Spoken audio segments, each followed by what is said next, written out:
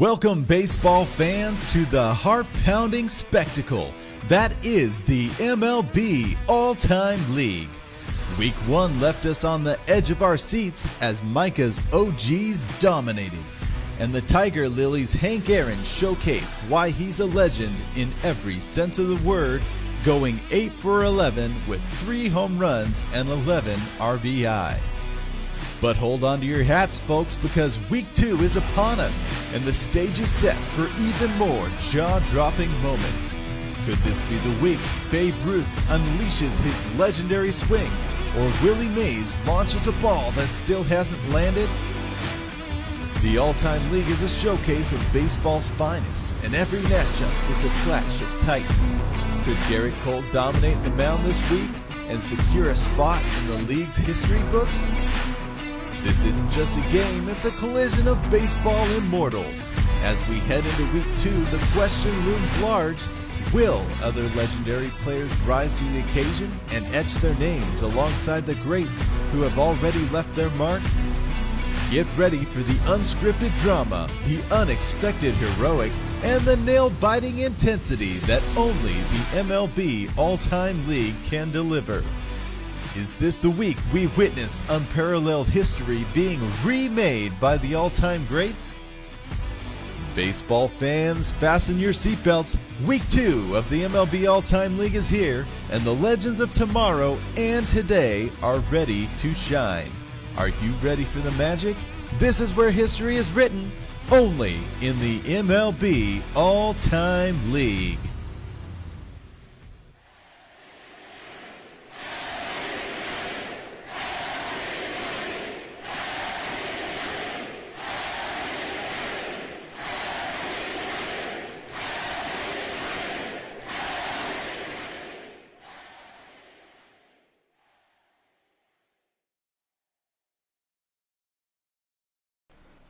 Well, there we have it, ladies and gentlemen. There we have it. Week 2 is upon us. I'm back here with our good buddy, co-commissioner, Mr. Ben Scholler, who might still be on mute. Are you on mute still? I am not. I am not go. on mute. I'm just waiting to talk to hear your beautiful voice.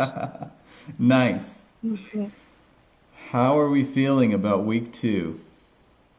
Well, you know what? Listen, I put a nice little poll, or not a little poll, but some highlight pools that were on my end that I pulled. And let me tell you, a lot of people were guessing that 14-inning, 13-strikeout game with Bob Gibson. We'll see if it was him. It might not have been, but we will see. It's going to be fun, though, man. Week 2 is going to be awesome. We're going to see some divisions being stretched out a little bit, and we're actually going to see some comebacks here. So I'm pretty excited to get this going. Yeah, we're going to see some great stuff. Great stuff. Let me pull up our box scores. So our first matchup, do you want to start talking about that really quick while I pull this up here? Our first matchup, we're going to have Mr. Brett Morgan versus Ethan Saccone, and Sasquatch versus the Shortport boys. I'm not sure where the standings are. Where do they sit? Let me go look.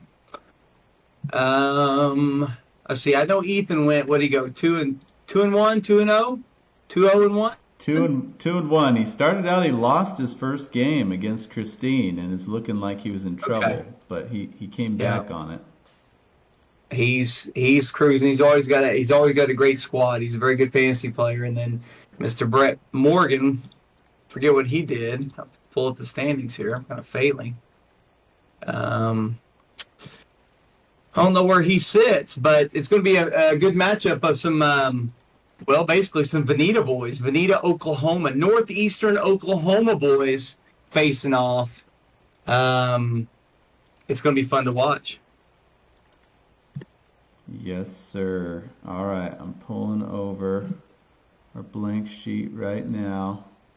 Sasquatch is 1-2. Short Porch Boys are 2-1. So can't wait to see if Morgan gains some ground here. Very well could. All right. Oops.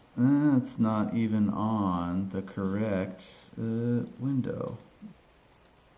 Properties. There, how's that? All right. Look at us. Here we go. Game 1, folks. We have Sasquatch versus Short Porch Boys, which, let's see, I pulled this one this week. I did, and I'm just realizing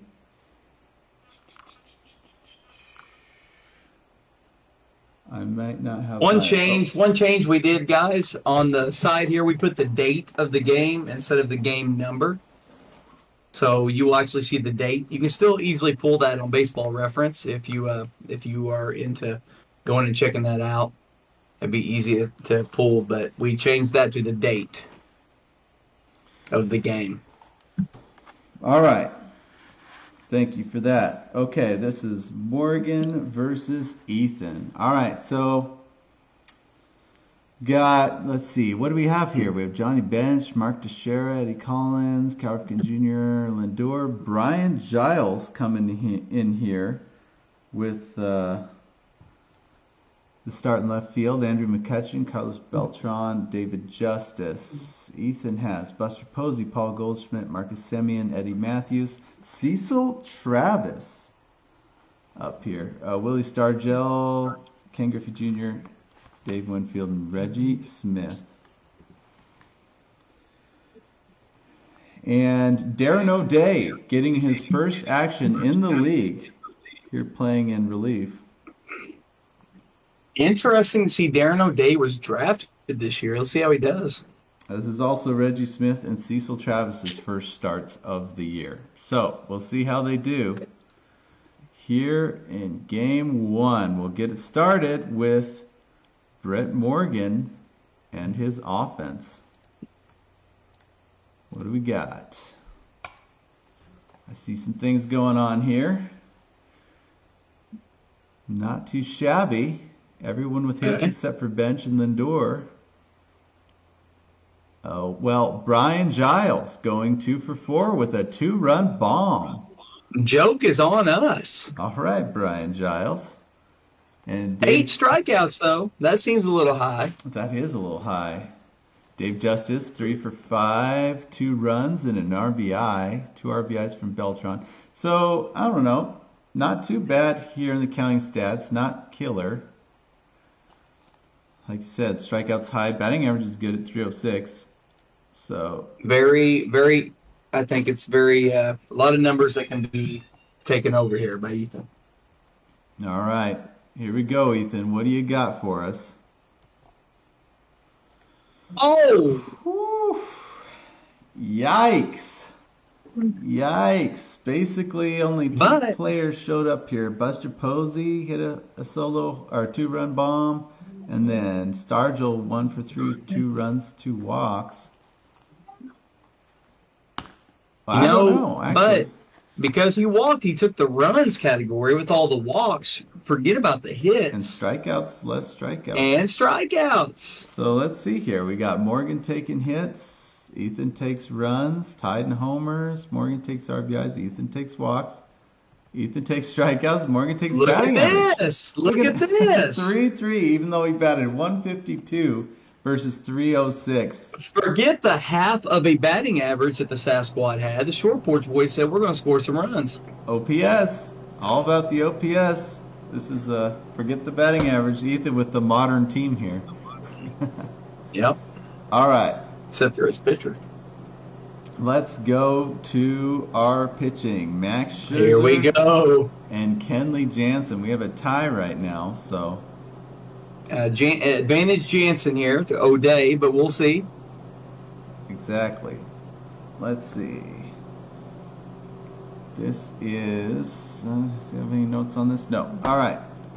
All right. Scherzer and Jansen. What do we got? Oh, Scherzer. Scherzer. Still a good whip, but that ERA is sure is high. High Ks per 9, though. Yeah, lots of Ks. So, I don't know. I guess, I mean, he gave up 4 runs. But, yeah. There's just one negative category. Yeah, ERA. That's true. That's it. But But then Kenley coming in, getting the save and a scoreless inning with a strikeout. So actually, all things considered, you're right. Just one bad category. Well, he'll have to face Vic Willis and Mr. Vic. Darren O'Day. All right. Let's see. It's all going to come down to this. Here we go. Woo! Darren O'Day gets God. hammered. Darren O'Day, 9 innings. He got a quality start and a win. Well, he gives up 2 runs in 9 innings. Not bad, but Darren O'Day, yeah, gets hammered. Like you said, he just .33, gives up a run and a walk. Look at the elite .96 Ks per 9. That was my college stats. That might not work for Ethan here. So Ethan takes quality starts, scoreless innings, strikeouts, Ks per 9, saves. Yep. Ethan takes ERA, whip. So it's gonna be Morgan. 3, 4, 5, 6, 7, 8 to 5. Max had the Spencer Strider stat line there and was still able to pull out a victory. So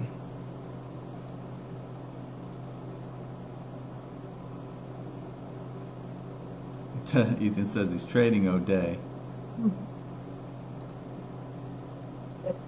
I think it fits to that, Morgan. Yes, I struck out 5 in about 50 innings.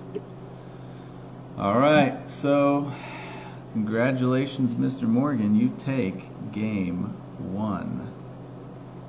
All right.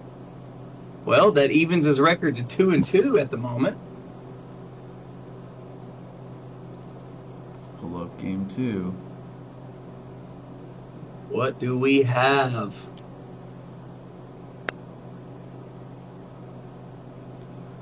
So in game 2, this is what we have. Couple notes on this one. Let's see. It's nearly the same lineup for Morgan. Ethan's got a couple different guys in there. Wally Shang's in there. We see Nelson Cruz. This is rookie year Eddie Collins, rookie year Francisco Lindor. Oh my! And Reggie Smith, his game in this is the last season of his career. Actually, yeah, there I see. So, got some youngsters, we got some older, little bit of mixtures. Okay. Let's see if Morgan's team can get it done. Oop, there in the office. Here we go. Morgan, can you do it? I don't know. I see some goose eggs here, but RBIs, 8 RBIs. Yeah. Brian Giles, 2-run bomb in game 1. 3 for 2 with a 3-run bomb in game 2. What are we doing here? Brian Giles. Carlos Beltran also with a 3-run bomb. Okay. 8 RBIs, 4 strikeouts. Those are good. Yeah. Just 1 walk. Yeah, that's probably going to get beat. 2 homers, just 3 runs? How is that? 2 homers and 3 runs scored. All right. Well, let's see here. Let's go see what Ethan's got for us. Oh, man.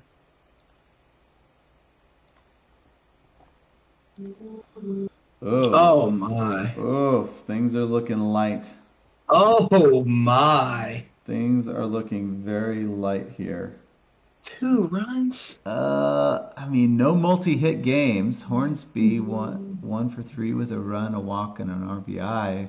Right. So strikeouts. Stargell 0 for 4, 3 strikeouts.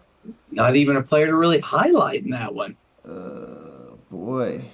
Yeah, not really. So let's count up what we got here. We have Morgan taking hits, runs with 3 homers, RBIs.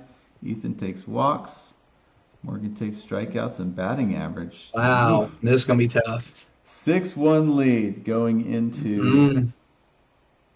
six. You better pray that Kevin Brown and Kenley Jansen just get absolutely annihilated. Sadly, Nathan, there's not a way to make the print larger because then it wouldn't be able to fill the screen the way it does. I don't know if there's a. Some people connected it to their TVs last year, watched off their TV. It was easier to read, I guess. So, okay. So Kevin Brown, Kenley Jansen are going to have to do some serious digging here. Digging out of a hole. He's got Cy Young going, though. Or, sorry, not, yeah, that's what I meant. Cy Young, Eckersley going to have to dig out of a hole. Kevin Brown and Kenley just have to maintain. Let's see what we got. We have, well, not a quality starts, but 2 wins. 2 wins. Wow. Kevin Brown, 7 2/3, 10 hits, 4 earned runs, 4 walks, 7 strikeouts. This is an okay game. Kenley gets a win and a perfect inning with a strikeout. So There is a door open, but it's a very slim door. Kenley being solid this week. All right. Kenley's a great draft pick. We need Cy Young to just go off. What do you got for us, Cy and Eckersley? Oh, Woo! My gosh. He gets the win. Wow. 9 innings, but 11 hits, 4 runs, a walk, and 1 strikeout. Eckersley, though, 1 inning, 5 hits, 3 runs, 1 strikeout. That just that puts the nail in the coffin for sure. That's, yeah. It's Morgan. A combined 3 strikeouts for Ethan so far in his 2 games. Ethan says he quits. 6, 7, 8, 9, 10, 11 to 1. Yikes. That currently puts Brett Morgan at 3-2 and Ethan at 2-3. Oof. All right, game 3. Can Ethan stave off a sweep? All right, Ethan, come on now. You just don't see a game like that. I mean, even though he's still got to win. Cy Young, a 4 ERA.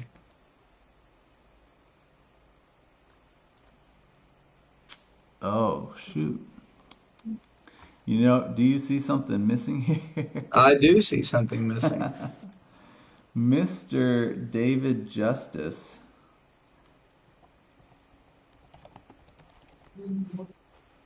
Oh, man. Do you want to do me a favor and pull up what his next game would be? Pull up Absolutely, I will. What number, at least, and then I'll look it up. Okay. Pull up my player log. We'll just put on here too. Pull David Justice for you right away.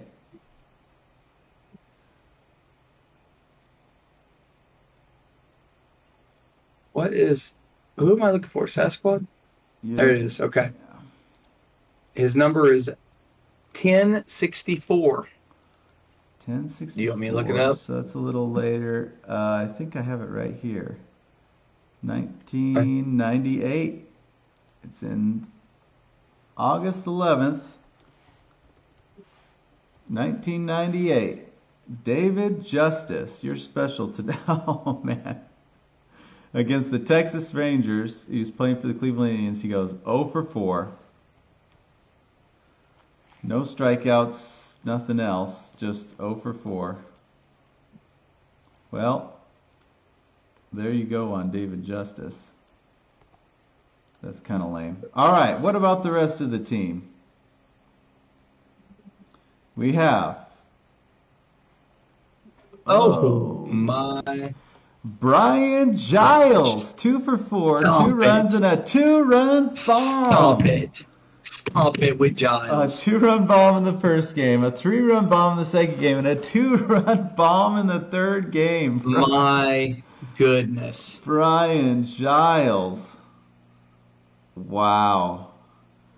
But overall, Vault him into the MVP race. yeah, seriously. Overall, a 161 batting average. I don't Brian's know. walking in the dugout going, "What are we doing?"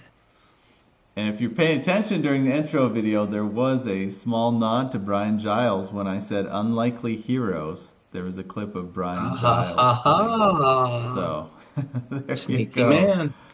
All right, Ethan. Here you got Come on, E. a real Come on, opening E. here, dude. If you don't take advantage of this, you're in real trouble. He's got Bo Grippies. All right, Ethan. What do we got? Man, the counting stats are light. Yeah, hits for everybody except for Ken Griffey Sr., but where are the walks? 2 walks, just 2 walks, 1 homer. Oh, man, you're falling short by 1 in several categories. Eddie Matthews, 2 for 5 with a solo homer. But let's see, Ethan's going to take hits by far, but Morgan barely takes runs, barely takes homers, barely takes RBIs and stolen walks, all by 1. Tied in strikeouts, and Ethan takes batting average. So Ethan's, that looks like one of those lines that you would do where you pick player A or player B, and you only give the hits and the batting average. Yes. Oh, man. Well, Ethan's sitting at a down 4-2 going into the pitching matches with Sam McDowell and K-Rod versus Gaylord Perry and Dennis Eckersley. All right. McDowell and K-Rod. What do they got? Trying to pull a sweep out for Morgan. And we have... Oh, my gosh. We have a quality start from McDowell and the win from K-Rod. McDowell, 8 innings, 5 hits, just 1 earned run, 8 strikeouts, 3 walks. That's good. K-Rod, scoreless, 1 2/3 with 3 strikeouts. Jeez. So a note on this game for K-Rod, it is his 10th career game, and this was his first career win for Francisco Rodriguez. So Morgan pulls his first career win in just his 10th game of his career in 2003, I should say. All right, well, Ethan's got his work cut out for him. He's down 4-2. Those pitching stats are looking pretty dang good. Geez, the K per 9 even 10.25. Yikes. All right, Gaylord Perry and Dennis Eckersley. What do we got? This is our first sighting of Gaylord Perry this year. Ethan had him last year. His first start of the year. What do we got? Oh, what a game! A 3-hitter for Gaylord Perry. A complete game 3-hitter, 1 run, 2 walks, 6 strikeouts. It's not enough. Eckersley gets the save. Is that not enough? Let's see. It's not enough. They tied in wins, quality starts, scoreless innings goes to Morgan, strikeouts, Ks per 9, saves, ERA and WHIP. It's not enough. Not enough. What an amazing matchup. Wow. Morgan really pulls off the sweep here. Oh, man. 2, 3, 4, 5, 6, 7 to 5. Wow. Well, that was unreal pitching. And Ethan's going to have to lick his wounds going into week 3. Man, Brett Morgan came out, got the job done. Wow. Goodness. Yep, so that 1.66 scoreless, that was huge. Unbelievable. Well, that's going to vault Morgan to 4-2, drops Ethan to 2-4. Still such a long season, though. Yeah. 15 weeks. There's plenty of time.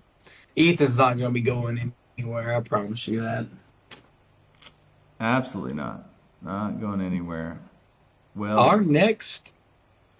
Go for it. Let me see here. Our next matchup involves Mr. Tony and Christine, which is Canadians. the Ducey's Delights. Our Canadians. That's right.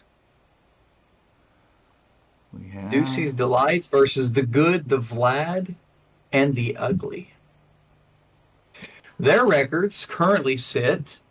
Ducey's Delights went 2-1 last week. The Good, Vlad, the Ugly is 1-2. It's very similar to what we just saw. Could Christine go 3-0 and do the same thing Morgan did? That's definitely possible, but I mean, Tony has a very solid team. I think Christine, could have done better. I mean, Ethan was a tough matchup last week. All right, we'll see. So I won't name off all the players we got here, but Hal Newhouser starting for Christine. It's the first time we've seen Newhouser this year. All these other guys we've seen at least once. Did you pull this one? I think you pulled this one. Yeah, I did pull this one. Yeah. All right, Tony, start us off. What do you got for us, buddy? Hits for everybody. Man. That stands out. How are the counting stats looking, though? Not too shabby. Not bad. Shabby. 11 hits, 7 runs, 5 walks. Christine says, "Can Christine go 3-0?" Yes. Frank Thomas. Dick Allen, my boy Dick Allen, 1 for 4. That's just something. Yeah, Come 1 on, for 4 Dick. the run. But Frank Thomas, 1 for 3, 2 runs, a walk, and a solo homer. There's The Big Hurt. Rod Carew bringing in a stolen base. So, all right, we'll see. Those are pretty good numbers.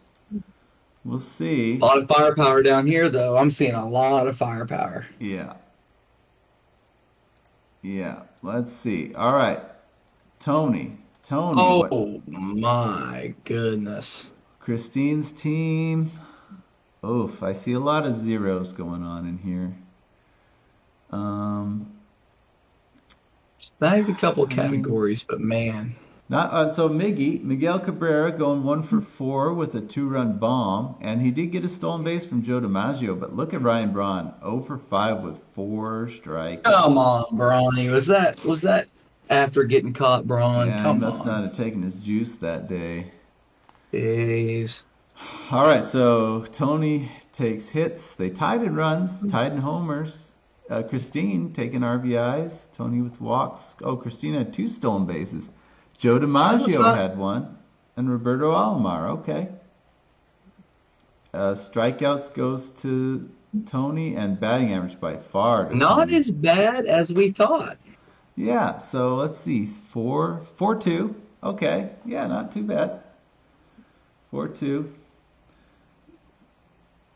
4-2 going into pitching, but look at this. We have Roger Clemens, the Rocket. This is what, 1999 Roger Clemens versus and Jeff Reardon. Let's see what they can do for Tony. The Rocket, Roger Clemens, and Jeff First Reardon. year New York Yankee, Roger. Okay. And woo, look at this start. There he is. There he is. A win, a quality start. 8 scoreless innings, just 4 hits, 3 walks, 9 strikeouts. And then Reardon gets the win as well. 2 innings, 2 scoreless innings. He did walk 3, but he struck out 3. Jeez. This is, I have a note on Reardon here. This is his 2nd career win. It was the 29th game of his career. Wow. So that's a young rookie Reardon right there. Dang, well, this is going to be tough for Christine to dig out of this hole. Down 4-2, and then that Can be done, though. Can be done. Yes, it can. Newhouser and Joe Nathan. What do we got? Oh, not bad. I don't think that's going to do it. No. Quality start for Newhouser. 6 hits, 1 run, 2 walks, 3 strikeouts. Joe Nathan with the save. We're saying not bad. It's a 104 ERA, but when you're going in the all-time league, 104, a lot of times doesn't get it done. That's true. It's true. 10 innings and scoreless outings for Tony. That's impressive. And that Ks per 9 is amazing. Jeez. All right. Well, that turned out to be a blowout, actually. What? 10. Good the Vlad gets the whip. 10-3. Oh, oops. Yeah, you're right. 9. Regardless. I just that ruined the spread in Vegas, I think. Yeah. Well, Tony stays hot after going 2-1 last week. Oh, Tony, man, I felt like he drafted well, and it's starting to show. Although I like Christine's team too. Whenever I was looking at it. All-time pools. Wasn't it Joe Nathan last year did Max have Joe Nathan and he was just god awful last year? I don't remember if it was Max. You're probably right, but I do remember like what the heck? Joe Nathan's supposed to be a good pitcher. He got absolutely demolished last year. Oh man, I think he's kind of reminds me of Brad Lidge. Those guys were both good pitchers, but when they got lit up, they got lit up. So yeah. Mm-hmm.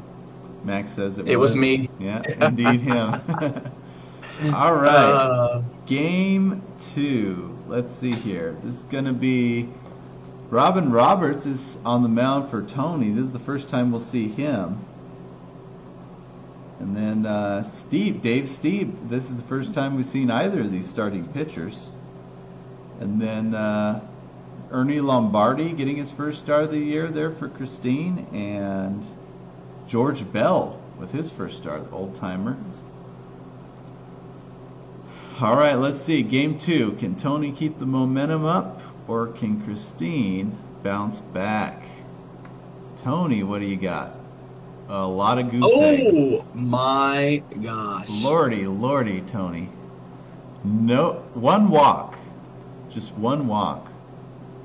2 runs? That's about as low runs as you'll see in a game. Yikes, what happened That has here? to be one of the worst pulls of the 2 seasons that I've seen. It's tough. Not even many strikeouts. They just didn't do much. Or, Willie Mays, 1 for 5 with a strikeout. Grounded out and flew out. Yeah. Pitch to contact game here for Dave Steve. Frank Thomas, 2 for 4 with a run and an RBI. So he was about the only standout there. Okay, all right. Well, it's wide open here, Christine. Time to clinch destiny here. What do we got? Still seeing a lot of zeros, but it's gonna be good though. the crime dog, what Big Deucey did. Fred McGriff, I think, kind of bailed her out a little bit. He went 2 for 4 with 2 solo home runs. Look at him. No stolen bases. There's some strikeouts going on there. Gwen 1 for 4 with 2 runs and a walk, but let's count them up. Christine gets hits, runs, homers, RBIs. They 1 walk each. Wow, no stolen bases. Tony takes strikeouts and Christine takes batting average. So this she will. Is good for Christine. Yeah, she will have a 5-1 lead going into pitching. Okay. All right. Let's see, Robin Roberts and Lee Smith. Here we go. What do we got? Ooh, 10 innings. Robin Roberts gets a win, a quality start, 10 innings, but he gave up 14 hits and 5 walks, but just 3 runs, 3 strikeouts. But, Lee Smith. This was the 11th, this was, let's see, Lee Smith. This was the 14th game of Lee Smith's career, and he got lit up.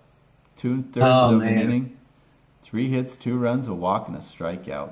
Ooh, that whip. That makes it tough because that was a great start from Robin Roberts, but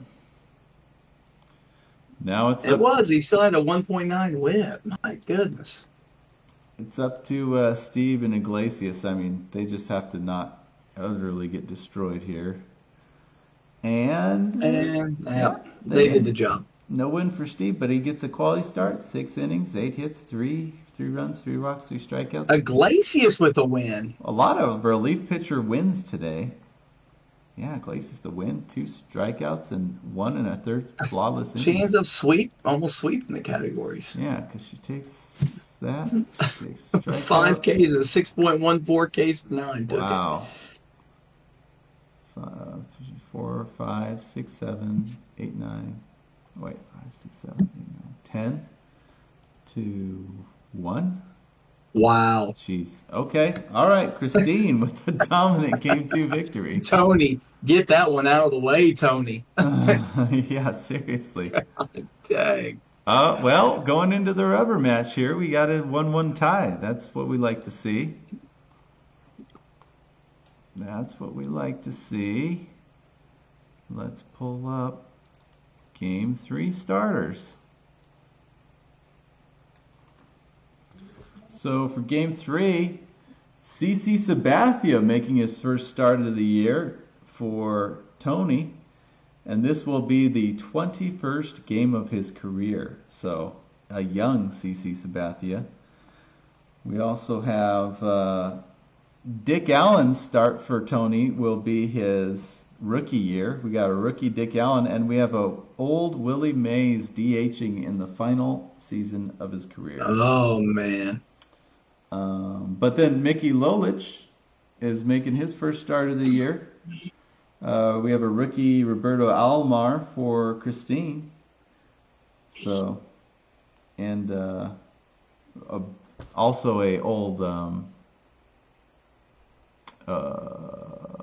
Oh, never mind. That's on a different game. All right, let's get it going. Let's see what happened here. The rubber match, Game 3.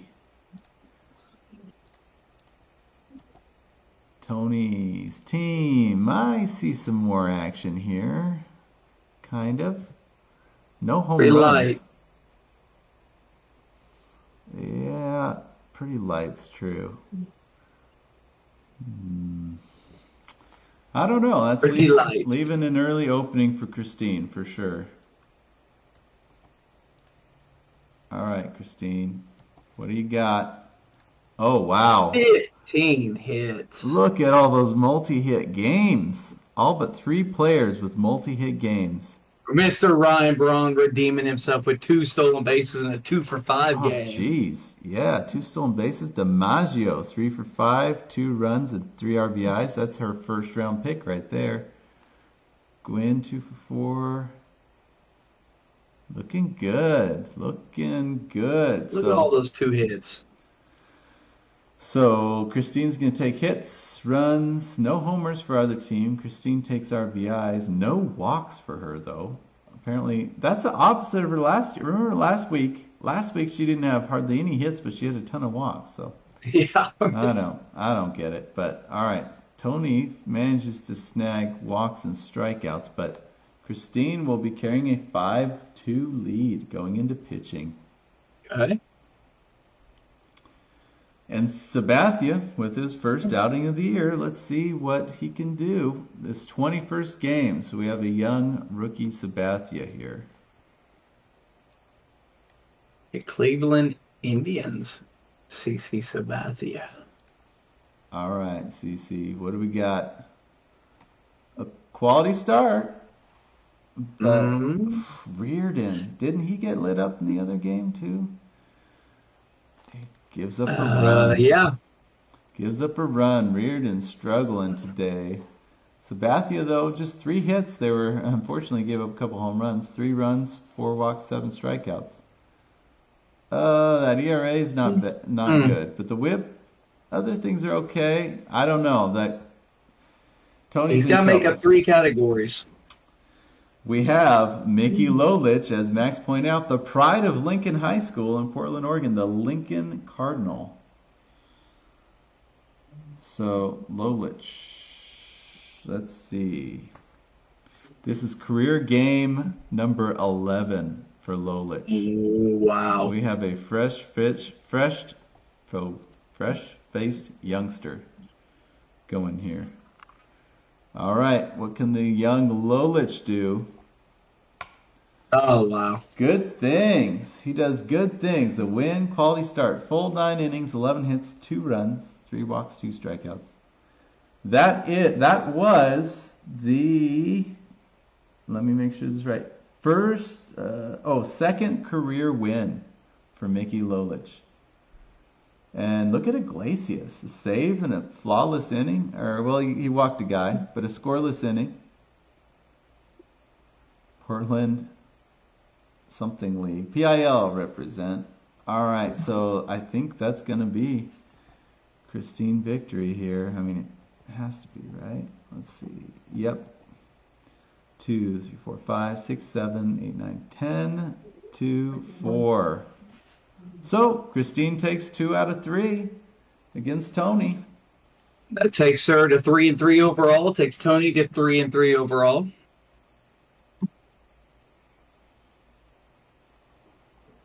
So man, tightening up. Evenly matched Canadian teams here. All right, what is our next matchup? Our next matchup is Wade versus Wade. Oh, the Wade battle. The Tiger Lilies versus OGs. Now, we heard it in the intro. I mentioned the OGs, the only undefeated team from last week. Going 3-0. They were a freight train last week. We have Garrett Cole on the mound. But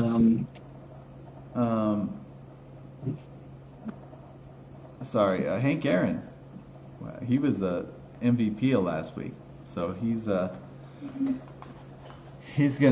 be in here for the Tiger Lilies. So I don't know, we'll see. You pulled this matchup, didn't you, sir? I did.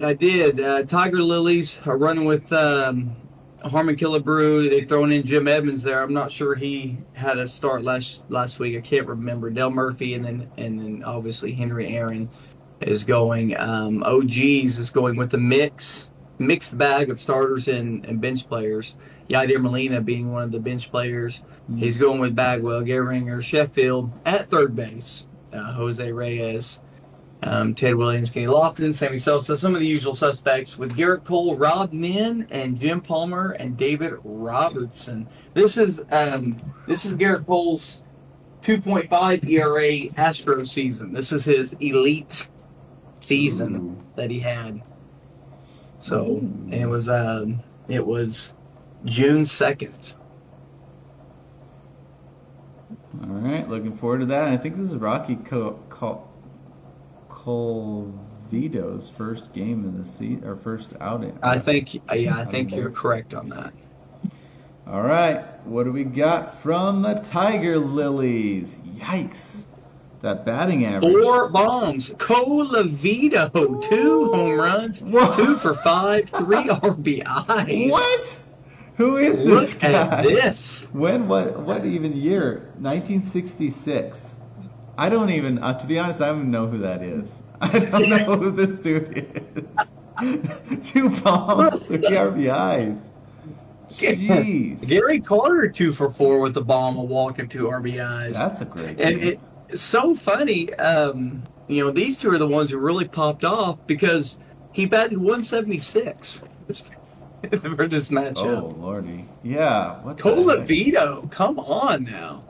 Jeez, Colavito. Remember that name. Hank Aaron. Right fielder. They finally stopped Hank Aaron in the game, but those counting stats are looking actually pretty consistently decent. 4 home runs, that's tough, man. Strikeouts a little high, and there's no stolen bases, but all right. Well, Tiger Lilies jumping out, looking solid. All right, here we go with the OGs. Ooh. OGs with a Gary Sheffield 2 for 4 home run, 4 RBI game. Not sure if it was a grand slam, but it could very well have been. Wow. 8 runs. Ted Williams, he goes 0 for 2, but he had 2 walks with 2 runs. Okay. Carlos Delgado, 2 RBIs with a walk. You have a lot. Look right there in the meat of the lineup. 2 runs, 2 runs, 1 run, 2 runs, 1 run. Goodness gracious. That's what you like for your superstars, Ted Williams. Even if you don't get a hit, just chip in something. 2 walks, that's nice. Jose Reyes with the stolen base, like he did many, many times. Oh, Gehringer also got a stolen base in there, too. Wow, he had a good game. Okay. All right, let's Molina had such a Molina game, over 3 at the walk. OGs take hits, runs, homers go to the Tiger Lilies. OGs take RBIs, walks, stolen bases, strikeouts, and batting Only average. 2 strikeouts. Oh my gosh. Lordy. Well, I didn't realize that this was going to be this lopsided. With 4 home runs right off the bat. 7-1. 7-1, despite Colavito's efforts. Well, we'll see what the pitching can do here. Jim Palmer. David Robertson, kind of an interesting pick. We'll see. Lots of strikeouts, maybe not less saves. I don't know. All right.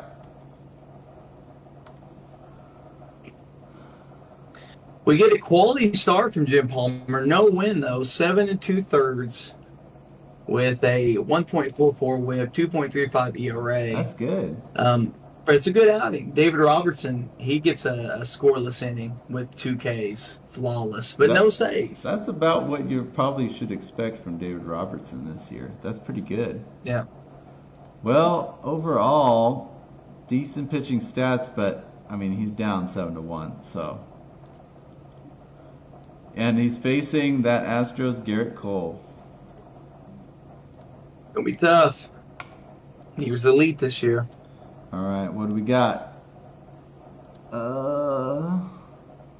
Not an incredible game from Cole, but a good one. 6 innings. Gets a quality start. No win. 3 ERA at the 1 whip.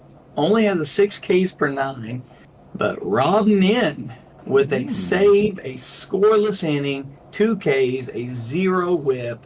That's amazing. That really bumped some things. Wade said all he needed was a touchdown, but couldn't quite convert it. Let's see. Ks per 9 goes to Micah, saves.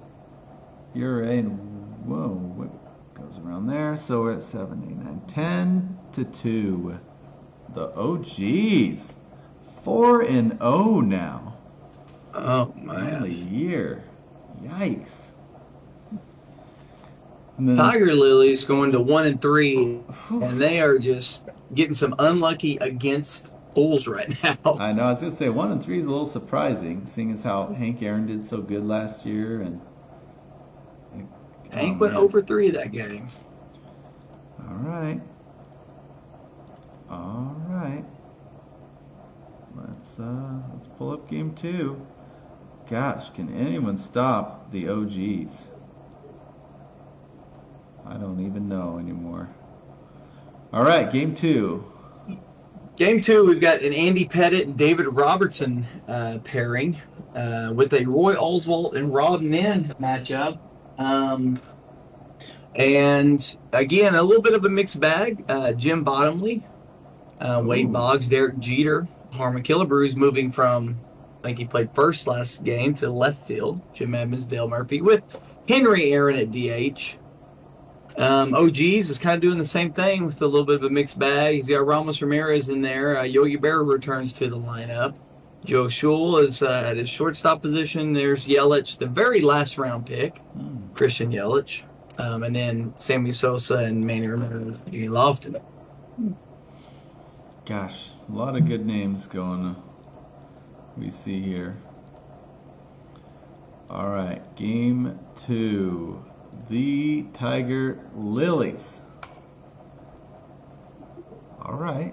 A walk party. Henry Aaron with a homer, 2 RBIs. Only goes 1 for 5, but gets a walk with a run. Makes it count. You've got a bunch of 1 for 4s, 1 for 2, 1 for 4, 1 for 3, 1 for 3.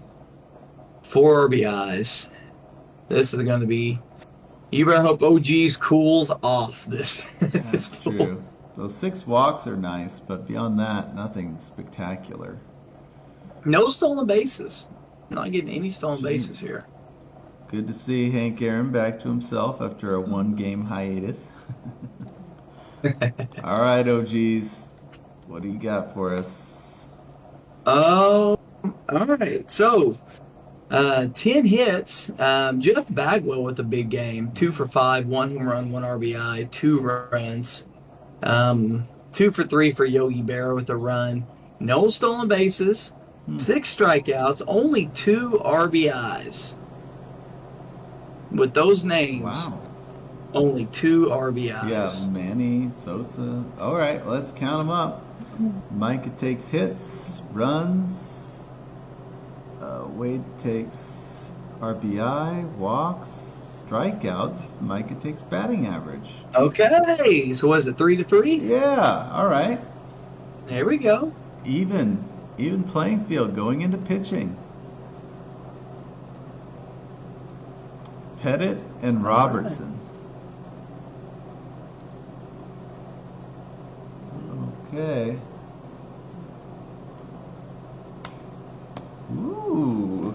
Not a bad outing.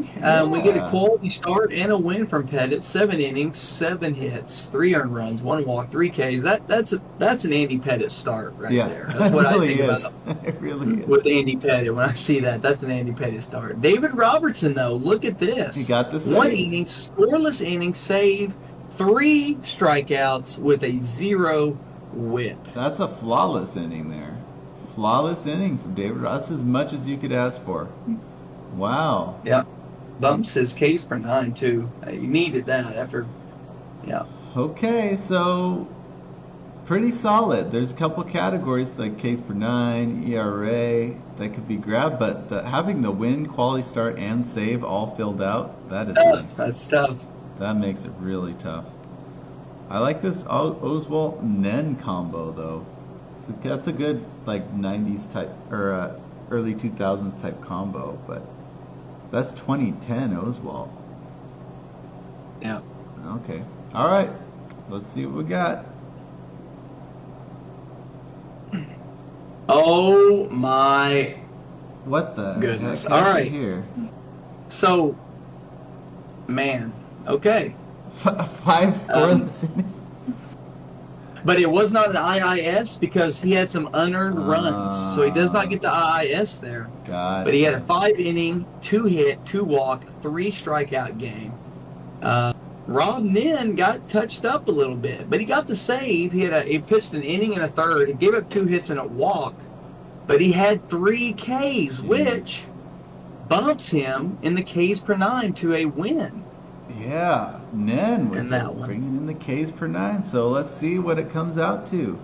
Wade gets wins, quality starts, scoreless, goes to Micah. They tied in strikeouts, but he takes Ks per 9. Tied. Oh, do we have a tie here? 2, 3, 1, 2, 3, 6-6. Wow. Man, what a matchup. Nen getting 3 strikeouts made all the difference. He's tied the overall strikeouts at 6. Yeah. Wow. And the unearned runs preventing Oswalt from getting the IIS. Dang. Well, Micah's team is still undefeated, but they do get their first tie. So, can Mr. Wade Walker's Tiger Lilies ride the momentum towards a victory in Game 3? We've seen a little bit of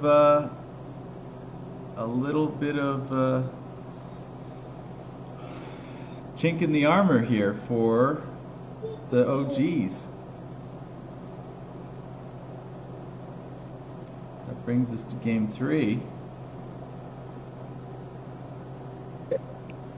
All right, so we've got an older time battle here. Warren Spahn versus Sam Lever. This is Sam's first appearance this year.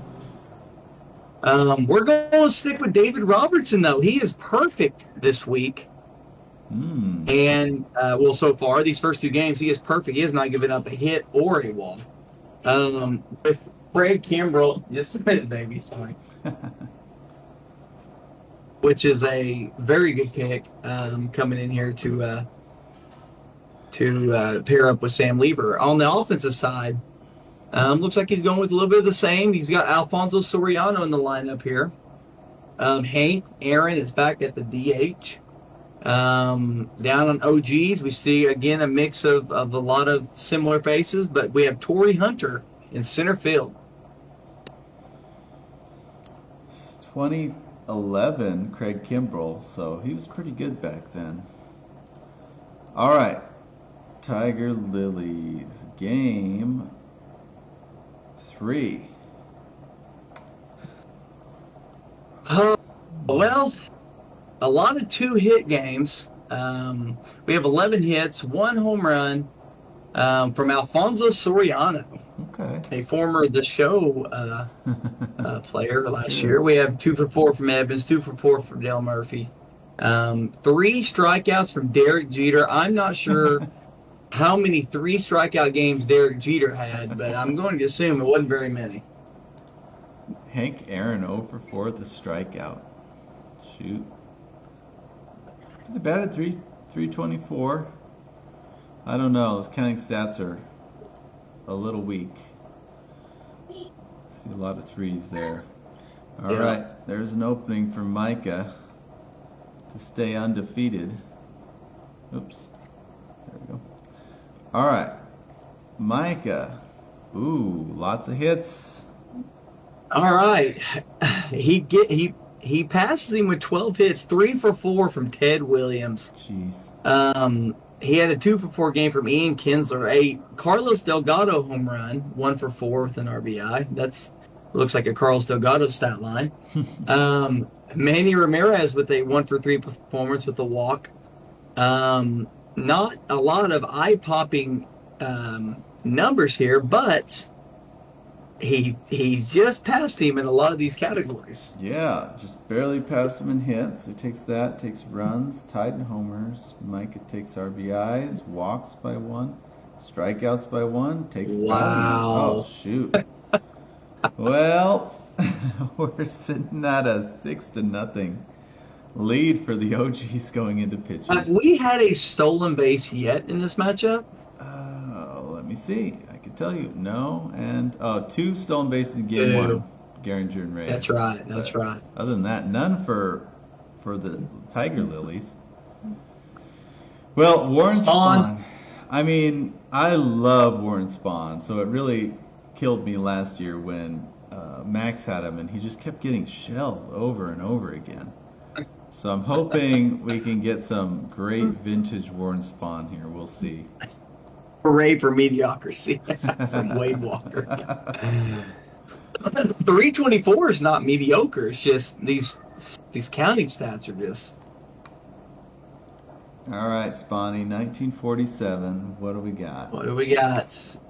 Ooh. Okay, 9 innings, a win, a quality start, only 7 hits, 1 walk, 2 earned runs, 3 Ks. That's a very good start. David Robertson finally gets touched up. 1 inning, 1 hit, 2 walks, 2 Ks. He helps the Ks for 9, but doesn't get that save. Shows he's human. I thought it was you that had Spawn, Max. I could have sworn it was. I feel like it was. Spawn insane. Was in a world of pain. All right. Overall, those numbers not too bad. He's got the quality start and the win in there is nice. ERA and WHIP are pretty good, but Sam Lever, I don't know what to expect from him. I don't know much about him. So old timer. This is a 1904.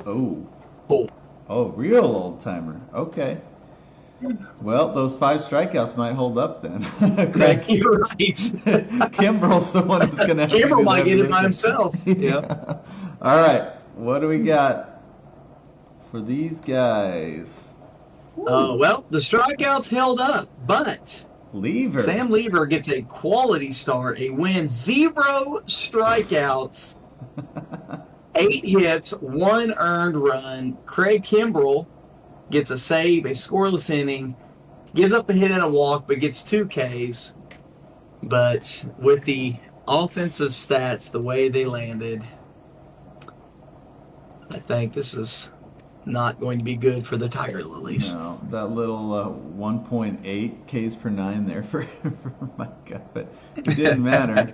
1, 2, 3, 4. Wait, so it was 1, 2, 3, 4, 5, 6, 7, 8, 9, 10 to 2. Jeez. Oh, jeez. Oh, jeez. Taken 2 out of 3 with 1 tie. They are still undefeated. They are 5-0-1. Tiger Lilies dropped to 1-4-1, which it's still so crazy to me because the Tiger Lilies have absolutely been bombarded with opponent pools. Yeah, I mean they've hit some freight trains 2 weeks in a row, so there's that. Oh man. Shoot. Well, what is our next matchup? Our next matchup is between Mr. Brett Carter versus the black sheep himself, Mr. Travis Atkins. Normally we see Travis rolling around in the chat. Oh, it says Travis Atkins is watching. He is The watching. Doo-Woppers versus the Pine Tar Bandits. Now, I pulled the stats for this matchup. You talk. I'm going to go make sure my girls haven't burned down the house real quick. All right, good plan. All right. 2 Oklahomans going at it here, Carter and Travis. The Doo-Woppers, the Pine Tar Bandits. Let's see. So for the Doo-Woppers, we got Gabby Hartnett, Lou Gehrig, Tony Lazary, David Wright in here. It's the first time we've seen him this year. Hanley Ramirez, Ralph Kiner, Duke Snyder, Vladimir Guerrero Sr., and Edgar Martinez. And then for Travis, we have Ed Simmons, Jason Giambi, Lou Whitaker, Home Run Baker, Pee Wee Reese, Billy Williams, Baby Doll Jacobson, who took the league by storm last week, Maglio Ordonez, and Heine Manouche. Hooks Wiltsey on the mound for Brett Carter. That's the first time we've seen him this year, with Papelbon in relief. And then Knapp Rucker on the mound for Travis. The first time we've seen him. The 2 old-time pitchers going at it. Looking forward to it. Wade Davis in relief. All right. Yep, I grabbed some blaster boxes, opened some trading cards. I should have had them handy to show you guys, but I think I'm going to contact Topps because all of my Chrome cards were super warped, which was really weird, but there were some really cool cards in there. Gabby Moreno card. I'll have to show you guys at some point, but very exciting. All right. Let's see. This is, I have some other notes here too. This is Edgar Martinez in his game. This is 2004. That was his last season. So we have a long-time Mariner, or career-long Mariner, Edgar Martinez in his last season. And then Billy Williams, that is his rookie year in 1960, was Billy Williams' rookie year. So, let's do it. Game 1, Brett Carter's hitters. What do we have? Hits for everybody except for Vlad. Not many multi-hit games, and no home runs, although I don't know what's going on there with Gehrig. There we go. Let's see. Gehrig 1 for 2 with 2 walks. Duke Snyder 2 for 3 with a run, a walk, and an RBI. Vlad no hits, but he did get 2 walks, a run, and an RBI. So, not bad. Not bad. 2 stolen bases. 1 from Hanley Ramirez and 1 from Vlad.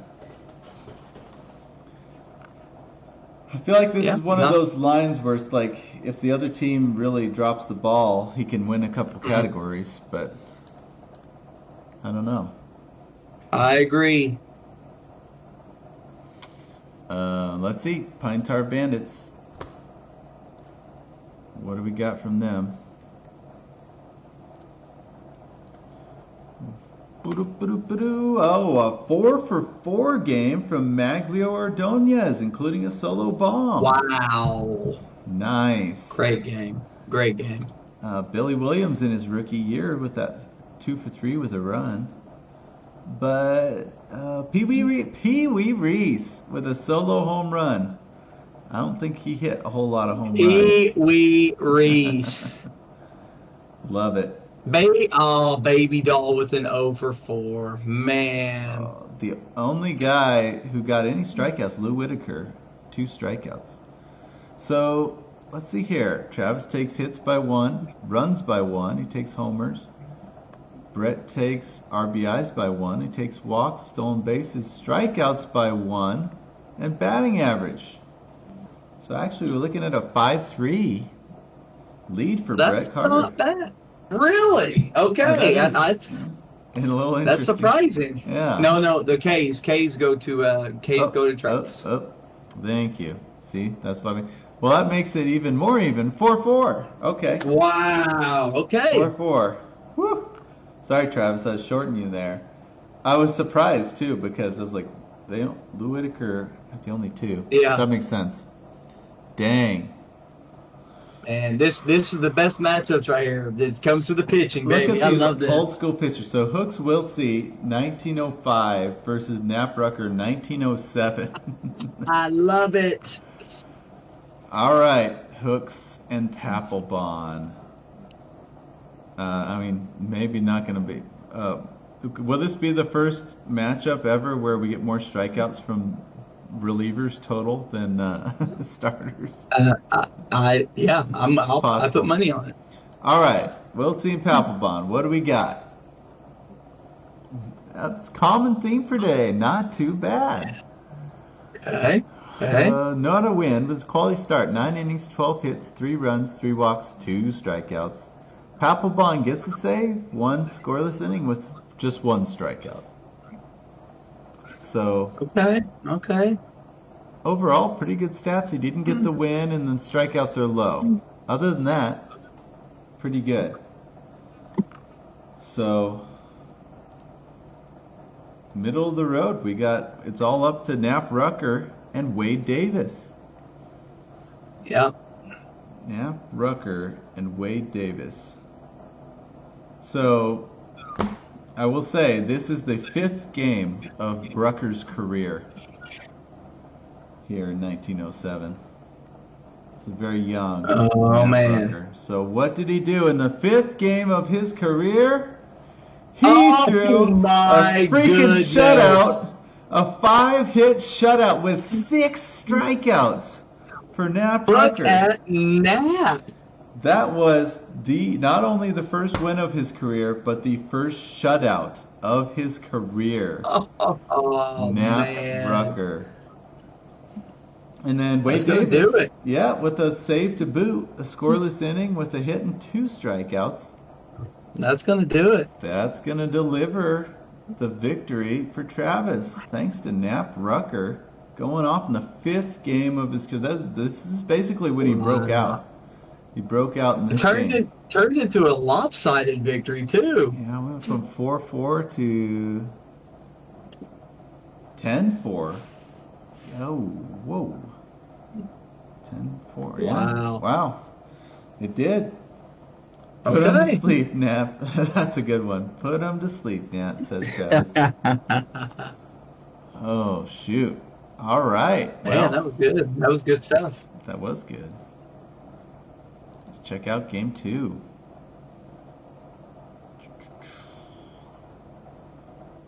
Game numero dos. So, game 2 here, we have a lot of new faces because this is basically, Brett Carter used this as a B team here in game 2.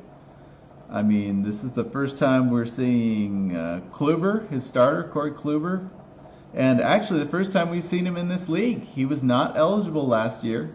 Got just enough innings now from last season to be eligible in this league. So our first sighting of Kluber in the league. And then this season, this is the first time we've seen Gene Tennis, Ray Durham. Actually, he wasn't even in the league last year either. Vern Stevens, first time we've seen him this season. Chick Haffey, first time we've ever seen him. Berger's first appearance this year. We saw him last year. JD Martinez with his first appearance in the league.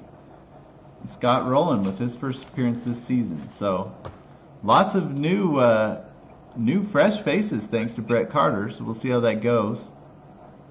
And then over the all-time name team down here on the Pine Tar Band. Seriously, Smokey Burgess, Home Run Baker, Pee Wee Reese, Haney Manouche, Baby Doll's in there again, Hal McRae. You can't tell me Travis didn't do this on purpose. This is a Travis thing to do right here. Pick all these cool names. Oh yeah, classic Travis. We love it. A Dazzy Vance, gonna have a Dazzy game there with Wade Davis. So all right, let's see how this goes. The B team for Brett Carter trying to shake it up after a tough Game 1 loss. And the Do-Wompers. Oh. Well, not great. Vern Stevens 0 for 4, 3 strikeouts. Chick Haffey 0 for 4, 2 strikeouts. We had Scott Rowland doing a 1 for 4 with a 2-run bomb and a strikeout. It's kind of a very Scott Rowland type game. Gene Tennis 2 for 4 with a solo homer. Ray Durham 0 for 5. Will Clark doing good, 2 for 4. We will see. I will be surprised if Travis loses strikeouts on this pool. He's got so many old guys in this lineup. And 8 strikeouts, kind of a lot in general. Mm-hmm. Yeah, I think you're right on that. We'll see. All right. Well, let's see. Travis, what do we got? 1. A 1. 1 strikeout. No stolen bases for other team, but Pee Wee Reese, another home run. Pee Wee. Go off. Oh, shoot. Baby doll, come on, man. Baby doll over 4. Oh, good thing for Travis. Baby doll's struggling, but Pee Wee is pissing on the ball. Pee Wee is going solo bomb. Crazy. 2 walks. Wow, just 1 strikeout. Jeez. All right, Hal McRae 2 for 5, 2 RBIs. Whitaker 3 for 5 with a run. So let's see. Travis takes runs, or sorry, he takes hits. Runs goes to Brett, and home runs and RBIs. Wow, he takes those all by 1. Is this going to be another strikeouts? Oh my gosh, a 4-3 game. 4-3. Holy. I mean, if I'm Brett and I play a B team and you're only down 4-3 going into pitching, I'm happy with that. Thrilled. Corey Kluber, and this is what 2015. Corey Kluber. So he's pretty good back then. That's when he was on the thing with Suter, though. Suter could pitch 5 innings of I mean, well, you never know about Suter, man. Yeah, it's true. You never know with Suter. That's a good point. Baby Doll. By the way, the Baby Doll was a rookie. That was rookie Baby Doll. Oh, I give him some leeway then. All right, baby, you just learning. That was a real Baby Doll. I got you. All right, let's see. Let's go. All right, Corey Kluber, Bruce Sutter. Okay. That's just 4 innings though for Kluber. Oh, I didn't see that. But the other 5 hits, 2 runs, 5 no walks and 5 strikeouts. And then Suter, a scoreless inning with a strikeout. So the 1 IIS. That stinks that he didn't get a win, quality start, or save. If you don't pull one of those when you're behind, it is really tough to win. Max says thinks we should simulcast this on YouTube, and that he says the league's amazing. And I think you can get some eyes on this. Thanks, Max. I agree. This league is the best fantasy experience I've ever. It's not a bad idea. If I kept on doing my intro videos the way I do them, then they would not be. They'd all be demonetized, but that's all right. We're not making money from this league anyways. Maybe sponsored by MLB eventually. That would be awesome. That would be awesome. So, Carter's sitting at decent stats. He's got a scoreless inning in there. His Ks per 9 are great. What he has, he's got a 2023 starting pitcher line, is what he's got. 5 innings, 5 hits, 2 earned runs, 6 Ks. That's true. That's the modern day of pitching. That's a good point. All right. Well, Dazzy Vance is old school pitcher, 1923. Paired with Wade Davis from 2012. I kind of like those old pairings with the younger. Yeah. I like it. All right. It's all up to Dazzy and Davis. What do we got? Oh, my. Dazzy, go off. Dazzy, go off. Go ahead. Shoot. A complete game, 1-hit shutout. That's one of the best pitching games of the year, folks. Gets the win, quality start, 9 scoreless innings, 1 hit, 3 walks, 5 strikeouts. Wade Davis chips in a scoreless inning with a hit and a strikeout. That's gonna. My goodness! But see, he gets the win and the quality start. That's. Yep. It's tough to overcome. They tied in strikeouts, but Ks per 9 goes to Brett. But a 0 ERA and a .5 WHIP. Get out of here. Yeah, Brett needed to get a win, quality start, and hopefully get a save. He still would have lost, I think, but. It's tough when you're behind. You got to get 2 of those 3. So game 1 was 10-4. Game 2 is 9-4. The Pine Tar Bandits are stealing the show. The show. God, Nap and Dazzy. So here's the thing. Last week, Travis's team, 3 games, 3 quality starts. So far this week, 2 games, 2 quality starts. I don't want to jinx it, but he has a chance. He's doing what Brent's team did last week with the IAS too. He's just racking up that. That's true. That category. Yeah, Brent Schrader's team went crazy on the IIS. That is true. All right, let's find game 3. All right, Dewalbers, you need to pop off right here, man. You got to come out swinging. All right, we got, let's see, any new names in here? Pretty similar names here for Brett Carter. He's back to his A team. We got George Brett in here. 2 weeks in a row, only 1 sighting of George Brett for the Pine Tar Bandits. He's saving his guy a little bit. Reggie Jackson in here for the only game this week. And when you got Pee Wee Reese just popping off, dang. Well, Honus Wagner in. I don't know if he can live up to Pee Wee Reese, but Honus Wagner, he's a pretty good player. Yeah, he's not bad. I want to call out this Babe Adams, Jonathan Papelbon. Babe Adams' start is from 1914. Jonathan Papelbon from 2014. 100-year difference, ladies and gentlemen. That is incredible. Between the starter and relievers. That is amazing. Only in the All-Time League. Only in the All-Time League. Only in the All-Time League for sure. A 100-year difference. Gosh dang, man. So, this is also Babe Adams' rookie year. No, it's not his rookie year. This is the first time we've seen Babe Adams this season. And the first time we've seen Grover Cleveland Alexander this season as well. Look at that. Grover Cleveland Alexander and Trevor Hoffman. That's, talk about star power. Man. All right. Let's see what we got here. Here we go. I'm rooting for a big offensive game from the Doo-Woppers. We'll see what he's got. And... oh, yikes. That is not a big offensive game. That's a big dud there. Oh, okay. Gosh dang. Just 2 strikeouts, but David Wright 0 for 5 with the strikeout. Nothing hardly to call out. Kiner 2 for 4 with a run. No RBIs, no stolen bases, no home runs. 2 walks, 3 runs. Oh, jeez. Well, all right. Gonna go get my broom real quick. Yeah, not much to say about this one. Let's just let's go get Travis's stats and see what the damage is. It's don't have to be much.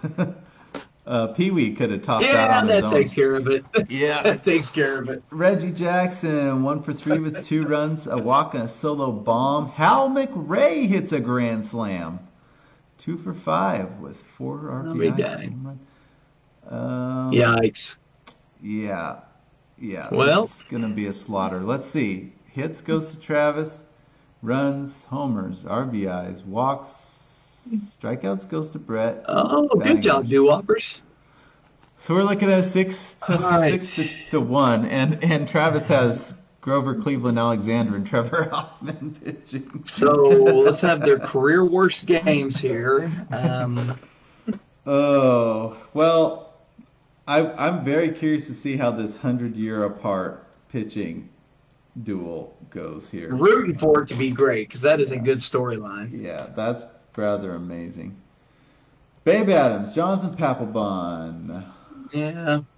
I mean, good. Not He bad. got a quality start and got a save and got 1 IS. That helps, but that 2 Ks. Yeah, 2 Ks. Yeah, Papelbon did a good job, but no strikeouts. Surprising for him. Yeah, so like you said, Alexander and Hoffman gonna have to have the worst games they've ever had for this to be even interesting. Yeah. And what do we got? Money's on Travis here. There is. That will Very seal it. similar. Oh my gosh. Look at this. Look at all these ties. Oh, this might be one of the most similar pitching lines we've ever seen. Wow. Hoffman with the save. He got 1 Look at all this strikeout. stuff. But Grover, 8 innings, 3 runs, just like Babe Adams. Quality start. So tied in quality starts, scoreless innings, but strikeouts going to Travis, Ks per 9. So we're looking at a 8-1 game 3 Well, victory for Travis. the Doo-Woppers were 2-0-1. They are now 2-3-1. And that vaults Travis to 5-1. 5-1. Wow. Wow. He is sitting just underneath OG's, who is 5-0-1 currently. Gosh dang. Well, Wow. yeah, Travis' team looking really good this week. Brett's team back to the drawing board. Who does that bring us to next? I am excited about this matchup. This is Mr. Max versus Chris, Oh man, and this is going to be a fun matchup to pull here. that sounds 2 very good ball clubs: Picklesburg Baseball Club versus Ghosts of Candlestick Park. What's the saying? They move the headstones, but not the bodies. Yep. This is that's a great saying too. This is a matchup of 2 baseball history fanatics, and granted, there's a lot of baseball history fans in this league, but these 2 definitely crazy about baseball history. So, love to see what's going to happen here. Let's pull over. The standings currently: Picklesburg Baseball Club is 2-0-1. The Ghosts of Candlestick Park are 2-1-0. They are both at the top here, 2nd place and 4th place currently. Yeah. So this is gonna be fun. This is gonna be a fun matchup. These are 2 playoff favorite teams going at it. So let's see what we got. Okay, I think I pulled this one. You did. Picklesburg Baseball Club. We're going with kind of a mixed bag, I think. Troy Gloss at DH. You got your Barry Bonds. You got your Willie McCovey, Jeff Kent, Andre Dawson. Ghosts of Candlestick Park. Craig Biggio at catcher. Bill Terry, Jose Ramirez, Archie Vaughn, Tim Raines, Babe Ruth in right field. The pitching matchup: Steve Carlton. Ooh. The one man that my dad's still angry at my Cardinals for trading back in the day, and Dave Righetti versus Yu Darvish and Eric Gagne. Gagne. This is the first time the league has seen Yu Darvish. He was not eligible last year, and he didn't play last week. Yep, this is a good pick. I like this pick by Chris. I like those very just eligible players because they got good stats. I mean, there's not a lot of margin for error of getting bad pulls. So I like that pick with Yu Darvish. Okay, without further ado, here we go. Max's Picklesburg Baseball Club. Okay.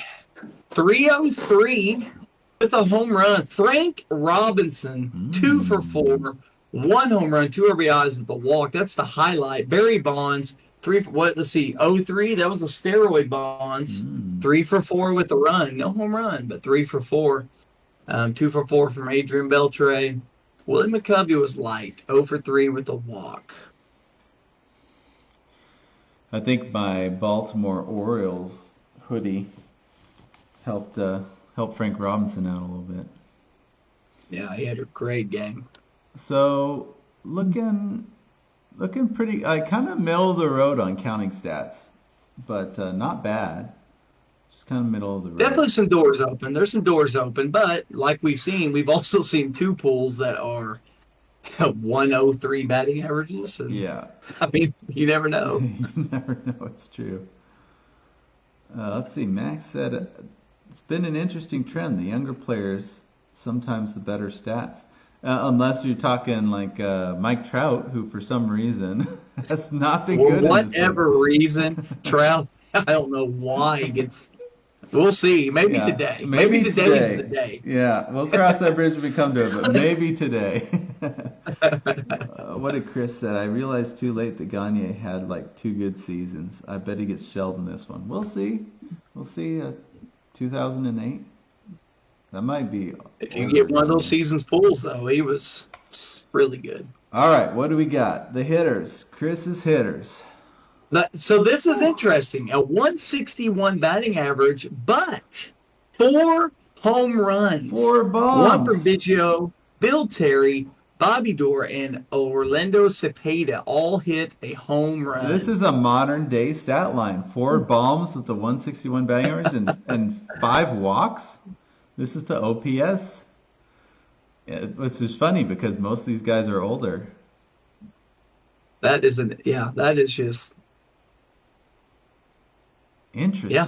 I'm going to count this up and see. So Max has doubles the hits, but they tied in runs. The Ghosts take homers, RBIs, walks, tied in strikeouts, and Picklesburg takes batting average. So 3-2. All right, we got a matchup here.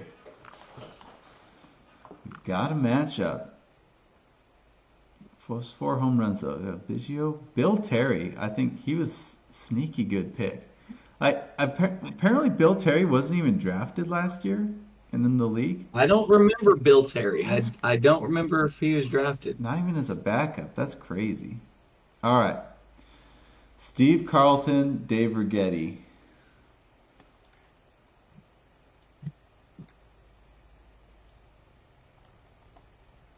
I mean, the real baseball fans know, but the baseball history fans know. But I think Carlton's very underrated. I think in the grand scheme of history.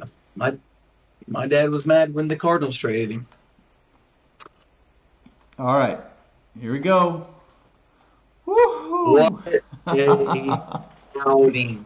9 innings, 1 win, 1 quality start. He was 1 run away from a 9 IIS. 11 strikeouts. Wow. 11 But Ks. Dave Righetti, 2 innings, 2 IIS with a hit and a K. That is so clutch. He didn't get a save, but that is so clutch he gets a 2 IIS because we've seen a 1.66 can win the IIS. Yeah, it's true. I'm glad we added IAS for this reason too, because Righetti could have come in this game, and it wasn't a safe situation. But he comes in for 2 innings, gives up just 1 hit, holds it down, does his job. So 2 IIS for him.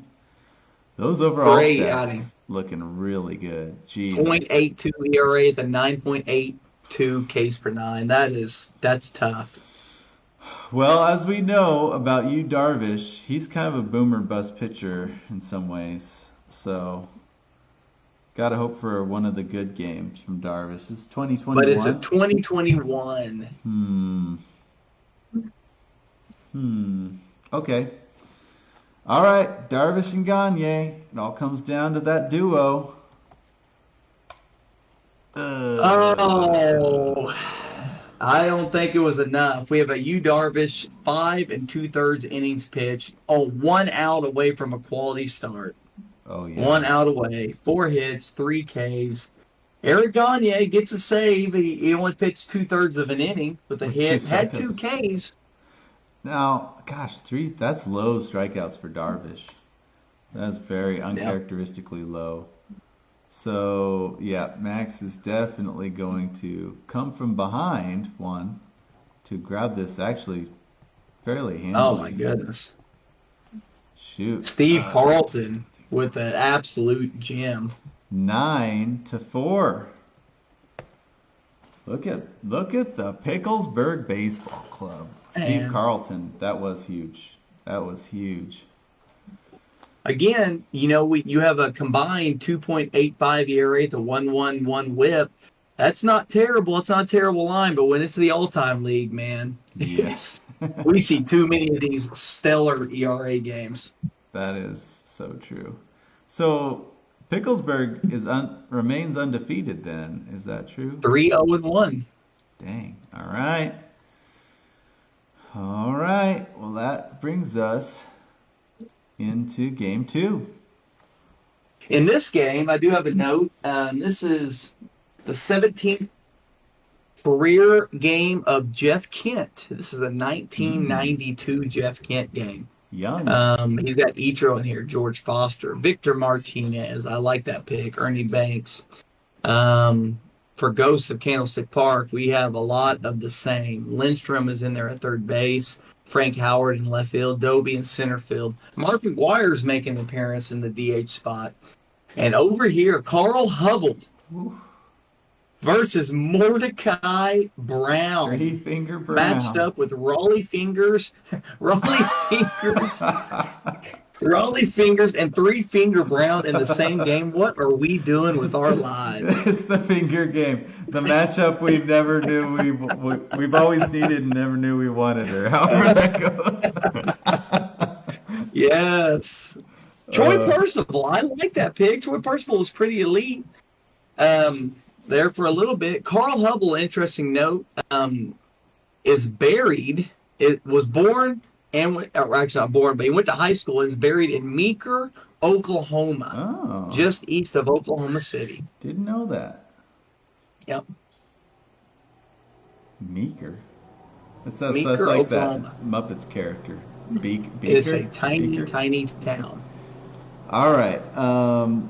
I wonder if that Jeff Kent's so young. I wonder if he could even grow a mustache by then. He might have been too young to grow a mustache. Right. Fresh face Jeff Kent. Let's see what he did. Oh, fresh face Jeff Kent. Look at Jeff Kent, 2 for 3 with I'm going to assume a grand slam and a walk. Ichiro Suzuki with a very typical Ichiro, 4 for 5 with a run. And Victor Martinez, this, again, I keep saying this is a very typical Victor Martinez game. 1 for 3 with a walk and 2 RBIs. What a good start here for Picklesburg Baseball Club. Yeah, and just 3 strikeouts. That's looking good. No stolen bases, but yeah, 8 RBIs is looking good. 344. Ernie Banks only with an 0 for 2. Ernie Banks only had an 0 for 2 with a K. I don't know if they pulled him early or what, but or maybe he got hit by a pitch or something. Yeah. All right. I 100% agree Chris Kent should be in the Hall of Fame. Yeah, especially at second base. I mean. All right, can the Ghosts clap back? Let's see. Ooh. 3 for 4 game from Bobby Bobby Bonds with 2 Bonds. RBIs. Look at Mark McGuire pop Oh, off. beast. 1998 Well, Mark yeah, McGuire. 98. 2 for 4 with I'm going to assume a grand slam with 2 runs. Those 2 alone went 5 for 8 with 6 RBIs and a home run, a walk, and 3 runs.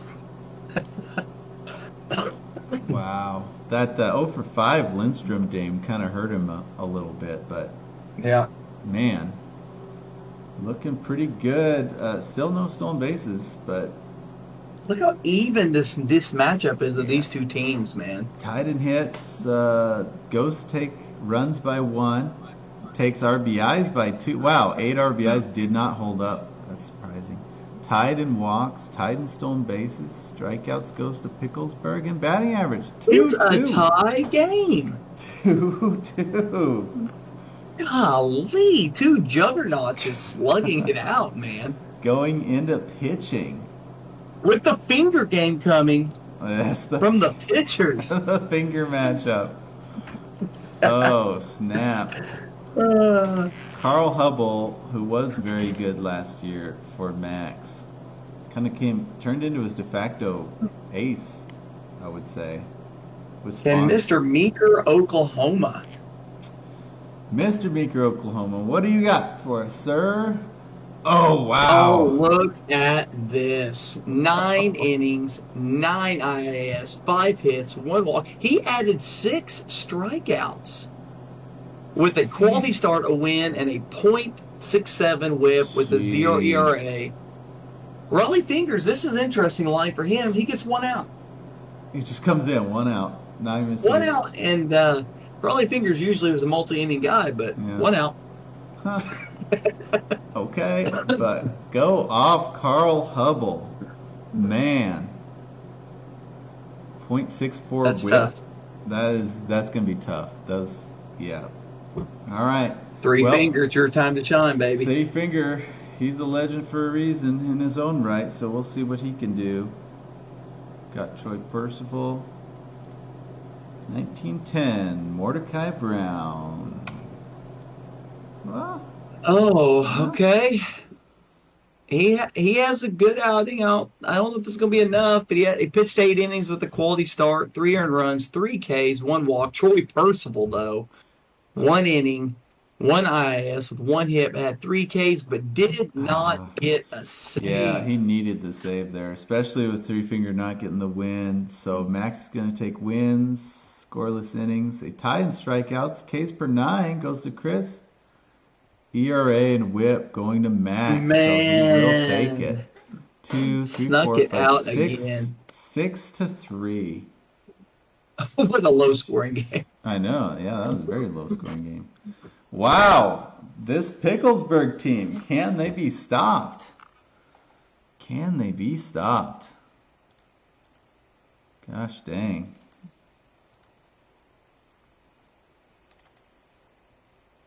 Wow. These games have been so close going into the pitching matchups. Oops. I mean, you pull a 10 RBI game, you got to feel pretty good. Here's game 3. Okay, this one is, I mean, here, the thing about this, Jared Weaver. Let's talk about Jared Weaver for a second. For whatever reason, this dude gets these incredible pulls. So is there ever going to be a time he gets a bad pull? I mean, we're going to see, I guess, but he seems like just the best pitcher to have because he gets these crazy good pulls. He's facing J.R. Richard. We're going to see Rigetti and Percival back. Got Victor Martinez, Willie McCovey, Bobby Grich. A lot of the same faces we've seen throughout this matchup so far. Barry Bonds. Maury Wills. Maury Wills is making an appearance. Oh, nice. His debut. This is a 1991 Barry Bonds. This is a Pirates Barry Bonds. Lance Berkman last year was incredible. Yes, he was. So we'll see. I'm excited to see J.R. Richard. This is his debut in the league, and I'm actually looking at his numbers. I'm surprised he was not drafted last year. That was a great pickup there by Chris for his Ghosts of Candlestick Park. So we'll see, but it all starts with hitting. How about this hot Picklesburg team? What do we got? Oof. Ooh. Oh, we have a dud. We finally have a dud. We had 2-hit game from Andre Dawson, a 1-for-3 from Barry Bonds with a walk, 1-for-4 from Victor. That is about it. 8 strikeouts with a 121 batting average. Yikes. Yikes. Well, yeah, not much else to say about that. Prime opportunity to pad some stats, which Max's pitching has been so good that Chris has got to snag as many categories as he can right now. And what does he do? I think that's going to be enough. He gets a 3-for-4 from Larry Doyle. Okay, with the Doyle. 2 RBI. A stolen base. We finally see a stolen base. Larry Doyle had a great game. 3-for-5 from Al Simmons, a bomb. Babe Ruth gets a pedestrian 1-for-4 with a home run. Bill Terry 1-for-3, but you know what? I think nope. Almost had a sweep of the offensive categories. Yeah, so hits, tied in runs, homers, RBIs, walks, stolen bases, strikeouts. Yep, everything but runs. Okay, well, then this probably won't be a sweep in this matchup here. So we'll see, though. For Al Simmons, man, he was really good last year. Yeah.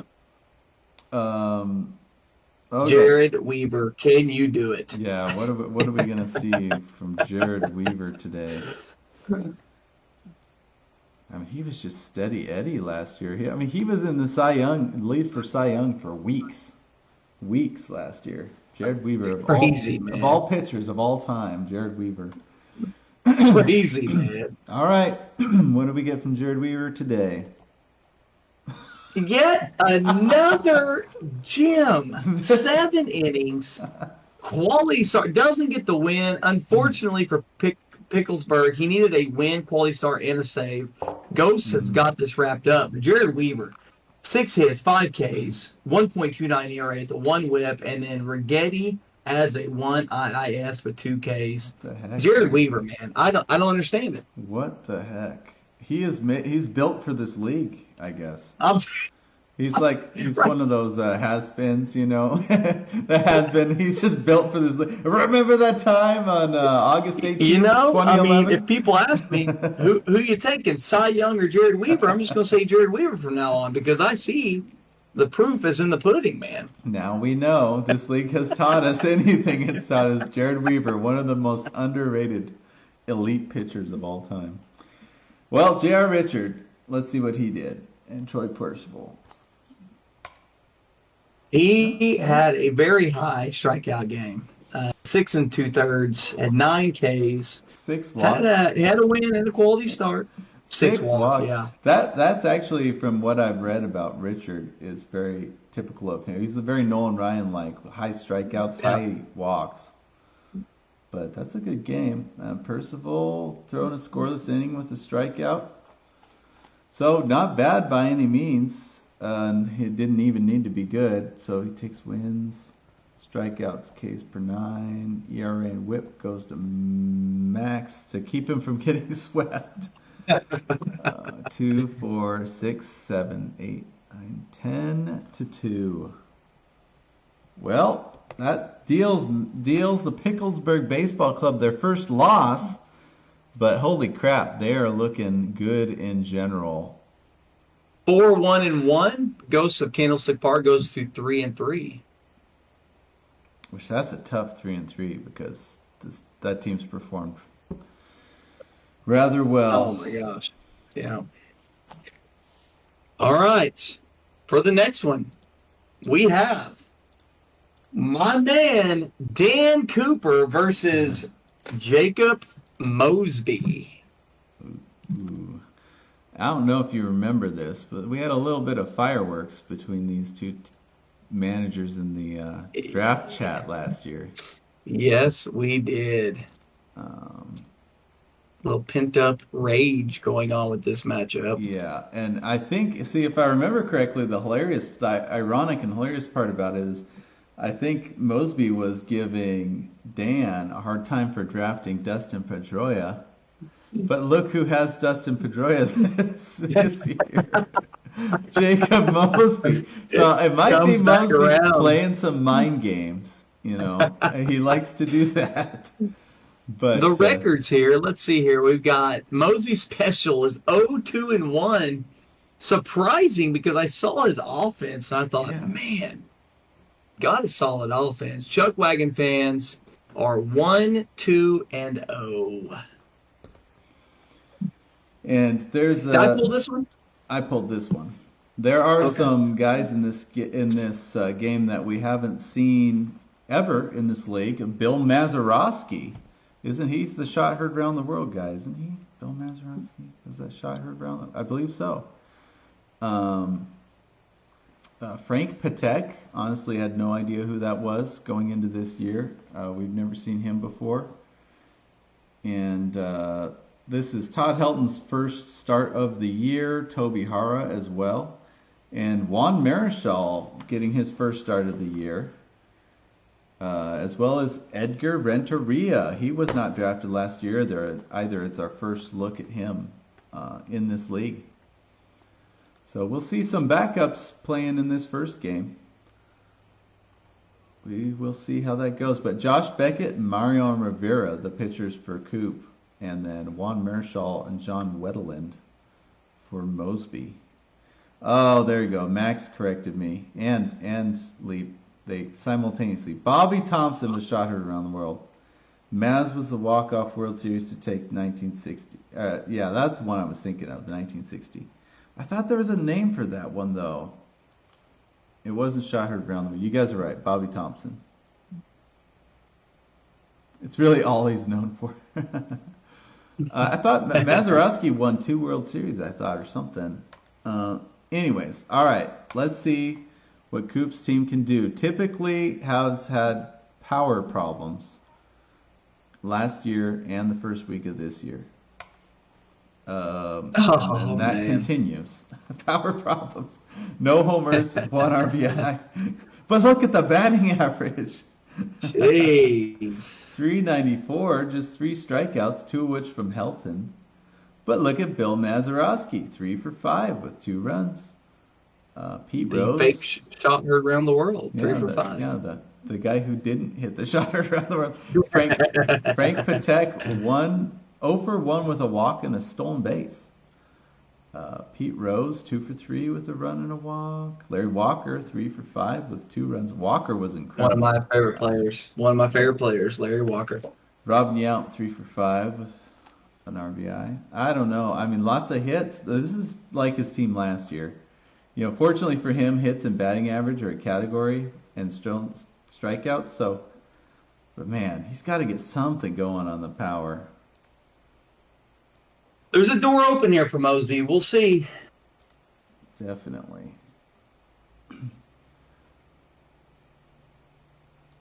Okay, here we go. Ooh. Okay. I don't know. 11 strikeouts. Not particularly inspiring. 11. I think that's got to be the most of the years. Can't remember another one. Edgar Renteria, 1 for 5 with a run, but 4 strikeouts. Let's see. Moises Alou, 2 for 5 with a 2-run bomb. But man, all right. I don't know. Let's see. Chuck Wagon takes hits, takes runs, homers and RBIs goes to Mosby. They tied in walks, stolen bases goes to Chuck Wagon, strikeouts as well, and batting average. He's sitting at a 5-2 lead going into pitching. Okay. We'll see. Marichal was an incredible pitcher. Now, Josh Beckett, he might be a little underrated. He might be sneaky good. He had some good years, Josh Beckett. There for a few years, he was a must-have in fantasy. He's the ace on that Red Sox team. And, of course, Mario Rivera. So let's see. Beckett and Rivera, what do we got? Oh, great. Looking great. Win, quality start, 7 2/3, 5 hits, 2 runs, 3 walks, 7 strikeouts. That'll do it. Mariano Rivera, a save, one scoreless inning with 2 strikeouts. Amazing. Mariano Rivera line right there. Yeah, overall, he's got the win, the quality start, and the save. That's great. A lot of strikeouts, decent K per 9. All right. It's starting out. He was down 5-2 going into this. Mosby's got to have like such an incredible game from his pitchers to be able to survive this. Let's see, Marichal and Wetteland. Oh, What's a quality start? 8 innings, 9 hits, 3 runs, a walk, 4 strikeouts. But John Wetteland, come on, John. Come on, party foul. 2/3 of an inning, 3 hits, 2 runs, 27 ERA with a 4.55 WHIP. What a stellar whip. Oh, lordy. So Coop's going to take wins, scoreless innings, strikeouts, Ks per 9, saves, ERA, and WHIP. Yikes. Woo, ran away with it. 7, 8, 9, 10, 11, 12-2. Yeah, 12-2. Yikes. Well, that happened. More like Wetteland his panties. Basically. Oh, but all right. Well, Mosby's team's just underachieving. I don't get it. We'll see in game 2 what happens, but let's see. Dustin Pedroia 0 for 4, paying him back for making fun of him last year. All right, game 2. We have game 2. This is our first sighting of Ken Caminiti. Wasn't drafted last year. Oh, yes, Kim Caminiti. A fun early 2000s player, you know. I just liked him. The goatee, you know, and the funny stance and the power, huge forearms. This is actually a game from his last season of his career, 2001. So he was mostly a 90s player, actually. But Lenny Dykstra gets his first viewing in the league as well. Scrappy center fielder for the Phillies. I loved watching him in the 90s. Dave Parker and Mike Cameron. Actually, take it back. Mike Cameron was thrown back. He was put on waivers. So no Mike Cameron. But Dave Poor Parker. Mike, too. He was bragging to all his family about it. It's true. But this is our first look at Joe McGinnity this season. As he's the starting pitcher for Mosby with John Wetteland. We'll see if he can right the ship. David Wells. Can we determine if this is a drunk David Wells or a sober? Because that does matter. Well, 1993, he might not have let it all go by then. Nah, I don't like it. Then. I don't like it. It was the 90s. Oh man. Okay. All right. Game 1. Let's see if we can we get a power surge from the Chuck Wagon team? Chuck Wagon, what you got for We're us? still waiting on that power surge. Let's see. A little bit. I mean, kind of. Got one. He got one from my boy. Larry Walker stays hot. Dude, this guy was so good last year. He's good this year. 3 for 4. 2 runs, a walk, and a 2-run bomb. Pudge, 3 for 5 with 2 runs and an RBI. Dykstra tacks in an RBI. Caminiti 0 for 3 with a strikeout. We'll give him cut him some slack. This is his last season. He's tired. All the roids that got up to him. I don't know, you know. What do we think? Not bad. I mean, it'll play. We'll see. Mosby Stevens not been performing well, so they might hold up. If they wake up, then it could be a problem. But we'll see. We'll see if they stay in their coma or not. Ooh. Looks like they woke up a bit. A little bit. Joe Mauer 2 for 4 with a walk, a run, and 2 RBIs. Xander Bogaerts hit a solo homer. Albert Bell solo homer, and Bryce Harper 1 for 5 with a solo homer.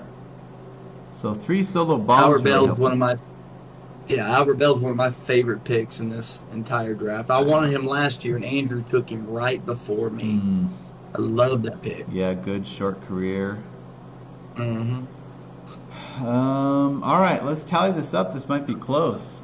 Chuck Wagon takes hits by 1. They tied in runs. Homers and RBIs goes to Mosby. Takes walks by 1. Strikeouts are tied. Batting average to Chuck Wagon. Okay. Don't screw it up, Mosby. Don't screw it up. A 3-2 lead going into pitching. Now, David Wells, I don't think anyone had him last year. Is that right? I don't think so either. So be interesting to see how he does today. David Wells. How many hot dogs are in that tummy right now? Was he wearing Babe Ruth's hat at this point? No, he was not on the Yankees yet, so no. No. All right, here we go. Excellent start. Wow. Excellent. He was drunk. He was drunk. He did not remember this game, but we are remembering it for him. A quality start and a win. 8 1/3 innings, 4 hits, just one earned run, 3 walks, and 5 strikeouts. That is excellent. And then Brad Lidge gets the save. 1 scoreless inning. He did walk 2, but he bailed himself out with 2 strikeouts. Wow, look at that ERA and WHIP. 0.96 on both. With a save, quality start, and a win. There's no way that he was facing Pujols. No way he was facing Pujols in this game. Why would you pitch to him? That might have been one of his walks. Why would you pitch to Albert Pujols? Why? Chris Leeper says, let's talk a bit about J.R. Richard. Class, arguably the best young power pitcher of the late 70s. Got a blood clot in his throwing arm. Had a stroke and never played again. Ended up living under a bridge after financial drug troubles. Kind of rescued by the Astros later in life. Turned things around. Just passed away recently. Qualified by 6 innings for the league. Wow. Wow. I'm glad he qualified because obviously he's not playing anymore. He couldn't find a way to get back in. Yeah, it's a crazy story. I mean, he had that blood clot, and the team was saying he was being a complainer. He had attitude issues and all this stuff. The dude was trying to pitch with a freaking blood clot, and it turned out he actually had 2. Insane. Crazy story. I'll post a YouTube video about it on the Facebook page so y'all can watch it. So Mosby had a 3-2 lead, but these pitching stats for Coop makes me think Mosby's behind the 8 ball now. Can I just say something real quick? Brad Lidge did face Albert Pujols in that game and made him fly out. Okay. I mean, dang, Lidge, okay. Of the 3 outs, 2 were strikeouts, and the 1 got Pujols to fly out. What's a fly out? Shoot. I'm going to say it was a fly out to dead center and Beltran robbed a homer or something. It says deep to center field, right field. There you go. That's what it says. Called it. All right. McGinnity and Wedelin. This is the 1901 McGinnity. So this is as far back as we can reach in terms of seasons. 1901. Wow, look at that. And a 1999 John Wedelin. So almost 100 years again. Come on, John. Don't screw it up. Here we go. John. 9 innings, 2 earned runs. Isn't that the same whip he had last game? John Wedelin. That's the same thing whip he had last game. 5'5". It is. Oh my God. John Wedelin. Not doing Mosby any favors. I mean, McGinnity did a good job. 9 innings, 2 runs, 2 walks, just 1 strikeout. But it's just not going to do it. It's just not going to do it. Coop comes back and wins it. I think he takes wins, scoreless innings, strikeouts, Ks per 9, saves, ERA. Wow, ran away with it. Jeez. So down 3-2 to taking it 2, 4, 6, 8, 9 to 3. Wow. Wow, John. Yeah, Max basically. Please tell me we're not seeing John in game 3. Max basically sums it up. He says, "Good lidge equals lights out lidge. Bad lidge equals tits lit lidge." It's so true. And that face, I just have it burned in my mind. That face he made when he gave up that home run Oh, beautiful. to Pujols. Oh man, I mean he was done. It was like the face you see in a kicker when he misses like a field goal he really needed to make. That was Right. tough. I felt bad for him because he was not quite the same after that. So, game 3, Chuck Wagon fans versus I Mosby. got tag Mark. I forgot to tag Mark. Let's see, Chuck Wagon. So wait, so game 1, Coop won 12-2. Game 2, he wins 9-3. Yikes. Mosby trying not to get swept here. What gives, Mr. Mosby? Okay, game 3. Oh, thank God, no John. Jeez. This is our first time seeing Stan Kovaleski this year. We saw him last year, but anything else? Vita Blue. This is his third to last start of his career in Wow. 1986. This is an old Vita Blue. So we'll see what the long in the tooth Vita Blue did. But as far as the hitters, I like Todd Helton. I like Todd Helton. yeah, we got Good pick. Helton in there. Mazeroski getting another start. Pete Rose been every game. Patek another start. And then looking over at Mosby, A-Rod's in there. What year A-Rod we looking at? 05. So that is a steroid A-Rod. Mookie Betts, I like that. 2023 Mookie Betts, just from Dang. last April. I don't know. He didn't get hot until a little bit later though. So Yep. Okay. All right. And he's ride or die with Otis Nixon. Otis Nixon in DH spot every game this week. Ride or Okay. die with Otis Nixon. I never thought I would say that in this league, but here we are. Okay. Vita Blue. Sorry, Vita Blue. All right.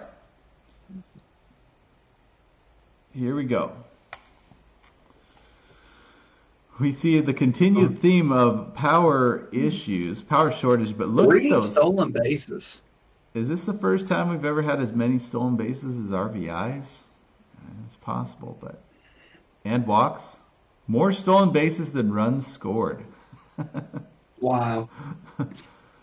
So Frank Patek, I didn't really know much about him, but apparently he's a speedster. 2 for 3 with a run, a walk, and 2 stolen bases. He had one last game. Mazeroski chips in a stolen base. Todd Helton, you called it, 4 for 5 with a run and an RBI. Good pick, Larry Walker. Larry Walker, 2 for 3 with a walk and an RBI. Dude, Larry Walker is gonna walk his way into MVP conversation here. Just watch. Yes, he is. Clemente disappointing, 0 for 4. And your favorite, Pete Rose, 0 for 3. Mickey Mantle, Yeah. 0 for 3 with a walk.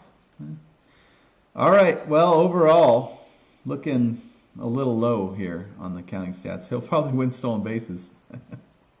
He's got Jimmy Fox in the lineup, and Jimmy he's stellar. He's beast. Okay. Here we go. Oh, we got some stuff going on here. We got some action. Jimmy Fox, he called it 2 for 4, 2 runs, a walk, and a solo homer. Yeah. Willie Randolph, 3 for 4 with a walk and a solo homer. Moises Alou, 1 for 3 with a walk and a 2-run homer. Ellis Burks, 1 for 5 with a solo home run. Okay. A-Rod with an 0 for 4. Well, Mookie and Otis Nixon both 0 for 4, 2 strikeouts each. So, Chuck Wagon's going to take hits, but runs, homers, RBIs, walks all go to Mosby Special. Chuck Wagon takes stolen bases and strikeouts and batting average. 4-4 tie. Wow. We got the power team and the contact speed team, the small ball team. Jeez. Let's see. Vita Blue, just in time. Let's see what chat's saying about Mr. Vita. Max, they grew up watching the Rugrats. Vito was really old in his swan song comeback with the Giants in '86. Okay. Good luck. There was an episode where they go to a baseball game in Rugrats, and the concessions guy was trying to trade 2 Gerald Strawberry cards for 1 Vita Blue. That sounds like a terrible trade. That was his first exposure to Vita Blue. The guy was a beast. Chris says Vita used to rub dirt all over his thigh to intimidate hitters. I do remember that. He would wear those tight pants and just slap dirt on them. All right. With that visual in mind, Vita Blue and Mariano Rivera enter Sandman. What do we got? I think Chris was right. Well, I mean, I think Vita, since he's older, they only ran him 4 innings because at that point in time he didn't run very many innings. A lot of innings on that arm. But he gives up 6 hits, just 2 runs though. Walks 1, 3 strikeouts. And he did good in the 4 innings he did. Mario Rivera doing his thing. 1 inning, 2 strikeouts, a save, 1 scoreless inning. So overall, those numbers, the whip's not good, but no quality start or win. This might be tough. There's an opening. As good as the pitchings have been in this league, I don't know. This is not very good in comparison to what we've seen all night. All right. This is Mosby's chance to not get swept. He's got a good chance here. Stan Kovleski, 1923. Tom Hankey, 1990. Hankey with those classic 90s glasses he had. All right. What do we got? Oh my God. Oh, one of the few bad starts we've seen tonight.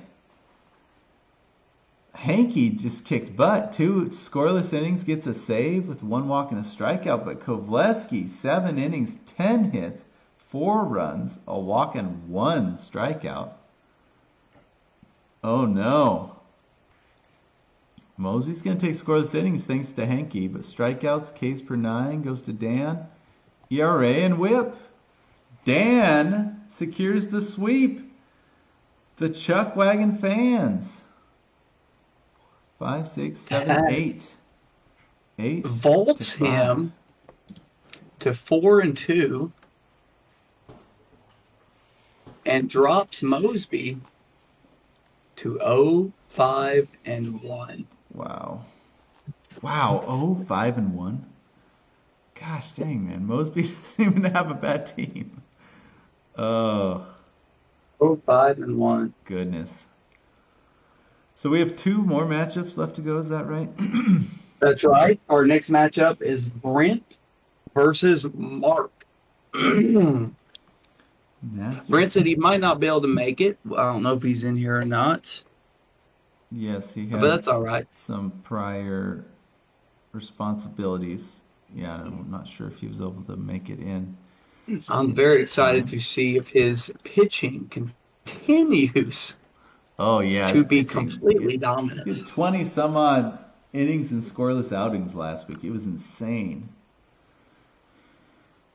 Did I pull this one? I believe. I think I pulled this one. I think I did. Yeah. All right. So Masters of the Diamond versus the Crazy Quakers. The records, Masters of the Diamond are 2-1-0. Crazy Quakers are 0-2-1. Will he have the same fate that Mosby had? Oof.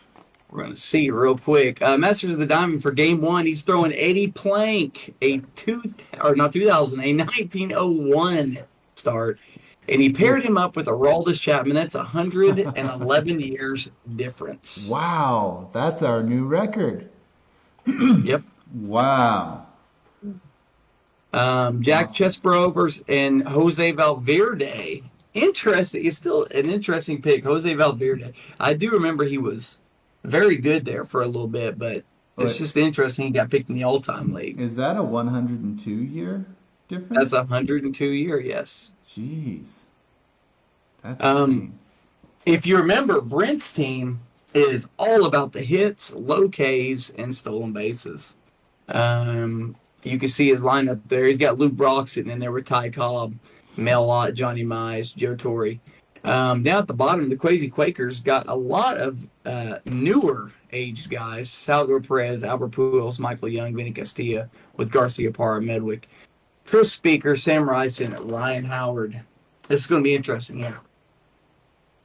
Yeah, it is. Did we even see Speaker once last week, or maybe one game, or I don't know. We didn't see him very Can't much. remember. Ryan Howard, interesting. Okay, cool. Let's see. Let's pull the stats here for Brent's Masters of the Diamond. Boom. 412 batting average. Good Lord. Paul Molitor, 3 for 5. Ty Cobb with a 3 for 3, 2-run, 1 walk, 3 RBI, 1 stolen base game. What a line. Good Lord. Everyone with hits but Sisler. Dang. Gosh, But dang, man. interesting enough, just like his team did last week, high hits, high batting average, that'll be tough to succumb, but low RBIs, relatively low walks, and low home runs. I mean, there's some doors there. Yeah, there are some doors. There's some categories I can guarantee he'll win, but there's some doors. Shoot. All right, Mark's got he's got his work cut out for him. Let's see what his team's got. The Quasi Quakers. Boom. Wow, a hit for everyone. He matches them in hits with 14. Good Lord. Just short on runs. 3 for 4. Look at Ryan Howard. 3 for 4. 1 home run, 2 RBIs, 2 runs. Tris Speaker with a 2 for 4. Medwick with a 2 for 4. Albert Pujols. This is an Los Angeles Angels. Albert Pujols, 2 for 4 with the home run, 2 RBIs, and a run. And man, he matched them in hits, but I don't know. Let's tally it up. It's going to be interesting. Wow. Yeah, let's tally it up. Gosh dang. Okay. Runs you go to Masters. you tie in hits with 14. That is just... Yeah, that's bonkers. Home runs going to Quakers. They tied in RBIs. Walks goes to Masters. Stolen bases, strikeouts, and batting average. So actually, he'll carry a 4-1 lead going into 5-1. How do you lose? 1, Oh, 2, sorry, 3, yeah, 4, 5 to 1. How do you Wow. lose batting average with a 389 batting average? 389, and you lose batting average. Ryan Howard, that was 2005. I remember He said Lou Brock didn't get the memo. Went 1 for 6. He got the stolen base though. I remember in 2004, the Arizona Fall League, watching Ryan Howard, knowing he was going to be an incredible player, and I got his autograph one day before the game. He was just a huge human being. And then after the game, I was getting autographs from players, and he came up to sign my ball. And I said, "Oh, I already got your autograph before the game." And he said, "Well, now you have it twice." And he signed it again. So I thought that was cool. Ryan Howard. So, Eddie Plank and Aroldis Chapman. 111 years separated. Jeez. That is incredible. Wasn't Plank on your squad last year? He was. He was one of my main backups. I had 5 guys I ran with. He was like number 4. All right, Plank and Chapman. This is 2012 Chapman. What do we got? Ooh, wow. Eddie Plank with a typical Eddie Plank star. A 6 win, a strikeouts? quality start. Yes, nine innings, dang. 4 hits, 1 run with 6 strikeouts from Eddie That Plank. might be a career and high. look at Aroldis. Aroldis, inning, save, 3 Ks. He just does Aroldis Chapman things. That is disgustingly good. Oh, man, look at that line. Win, quality start, scoreless inning, 9 strikeouts, 8.1 Ks per 9, 1 save, 0.9 ERA, and a .5 whip. Well, and that was carrying a 5-1 lead, so seems like we'll just see what Chesbro and Valverde did. Yeah, it's kind of moot point, but okay. What a start Shoot. by Jack. Jack, I see you. Valverde gets absolutely annihilated, but Jack, he pitches that gets a winning quality start with 9 innings, 6 hits, 6 Ks, but Valverde just decided to completely steamroll that outing with 2 hits, 2 walks, 2 earned runs in an inning and a third. That was probably Diamondbacks Valverde too. I remember he was really good for like 2.5 years, and then he just fell exactly. off. Exactly. He was the best closer in the game for probably 2 years, at least a year and a half there. So let's see. Masters of the Diamonds, 5, 6, 7, 8, 9, 10, 11. That turned out to a blowout. A real blowout. 11-1. Man, this team's looking good. Looking good. What's funny is they almost seem a little too bent on contact, not enough power, but they've managed to overcome that and be a tough team to beat. Tough team to beat. Well, let's pull up game 2. All right, we have Doc White and Aroldis Chapman versus Jim Bunning and Hoyt Wilhelm. Is your pitching matchup. I want to say Harlan Clift. This is his first appearance. Oh yeah. I don't remember him last week. Maybe we did pull him. I can't help Trosky. I'm not sure. I think this might be his first. I could be wrong. Pie Trainer, Joe Morgan, Albert Pujols, Roy Campanella down at the bottom. Frankie Fritsch, Mickey Telton, George Sisler. A lot of old names here. Yes, there is. A lot of old school names. All right. Let's get into it.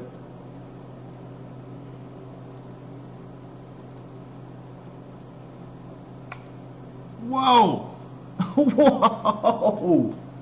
415 batting average, 17 hits, 3 for 5 for Mickey Telton with a home run and 4 RBIs. You have a 3-hit game from Sisler, 3-hit game from Wayner, 2-hit game for Fritsch, 2-hit game for Cliff, 2-hit game for Apeling. Just 11 RBIs from this group with 2 stolen bases. 2. And I think Frankie Fritsch, this was a 17-inning ball game. That's how he got 8 at-bats. 8 at-bats. Ty Cobb, the only one without a hit. That's probably the only time he'll ever hear that. Look at this lineup. The latest game played was 1989 from this lineup. Oh man, old school. Wow. Well, that's pretty amazing. Just 1 walk though, and 3 runs, 1 homer. So there's a couple things that could be snagged by the Quakers. We'll see if they got to do everything right here to not be buried going into pitching. Let's see. Okay. He's gotten beat with a 355 batting average and a 389 batting average. Wow. Roy Campanella, 2 for 2, a home run with 3 RBIs. Jeez. Joe Carter, 2 for 3, 1 home run, 2 RBIs. Hal Trosky with 3 RBIs, 3-hit game from Jim Rice. He had 11 hits and a stolen base from Joe Carter. Oh wow, Joe Carter. Yeah, what a great line for him. A solo homer. A homer, 2 RBIs, stolen base.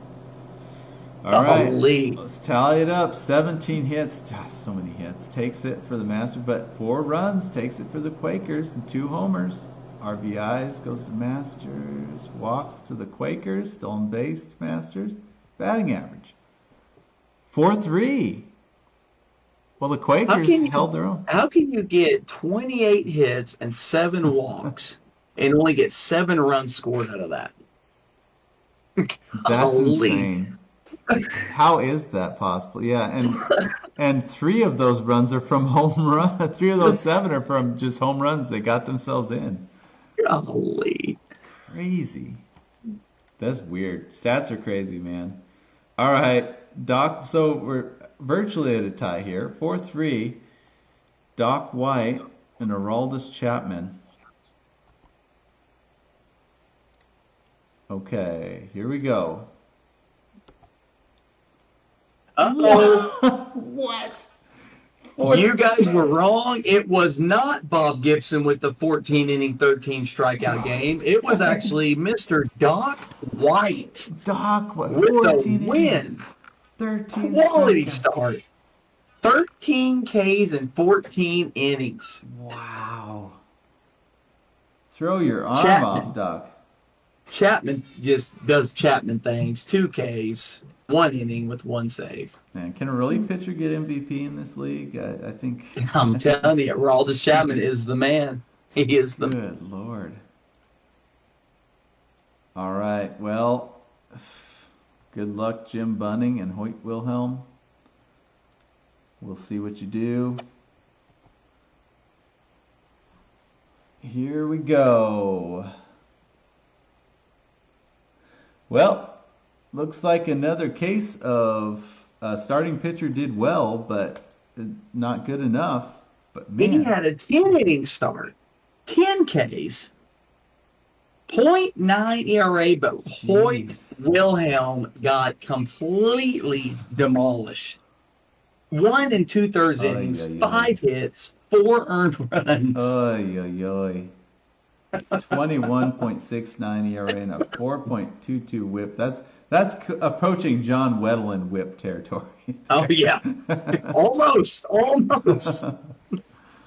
Oh, so wins, scoreless innings, strikeouts. Look at that, 15 to strikeouts to 10, double digits in both. You don't see that often. But man, Masters ran away with this one. 2, 3, 4. Listen, crazy Quakers have got to be sitting there going, "What else can I do?" It's true. 10 innings of a 1-run ball and 10 strikeouts. Come on. And he even get the win. That's tough. No. Well, so we're sitting at Masters won 11-1, 11-3. Gosh, can the Quakers stave off a sweep in Game 3? They are. He's gonna have to bat 480. Yeah, apparently. That's all you gotta do. That's all you gotta do. Jeez.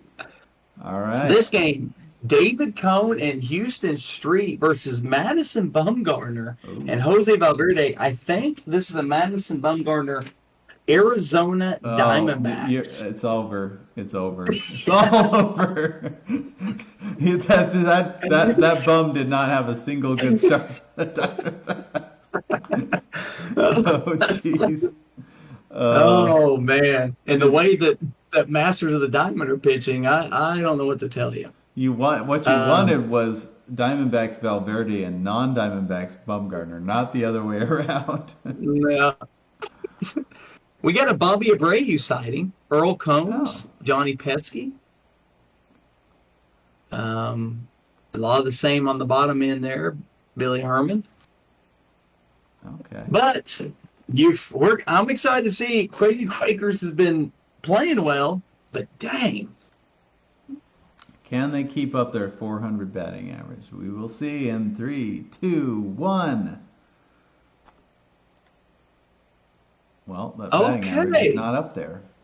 But we got some other stuff. He kind of goes reverse here. Has a lower batting average, but 7 walks, 6 RBIs. He had a 1 for 5 from Red Wolf. I can't even say it. Red Wolf. Wolf with a home run and 2 RBIs. You got a 1 for 4 from Earl Combs, 2 walks, 2 runs. Had 2 more stolen bases. This dude is just racking up the stolen bases. Oregon boy Johnny Pesky. Shoot. Has pedestrian Ty Cobb this round. Yeah, what the heck? 9 runs again. That's nice. 6 RBIs, pretty good. 7 walks. It's great.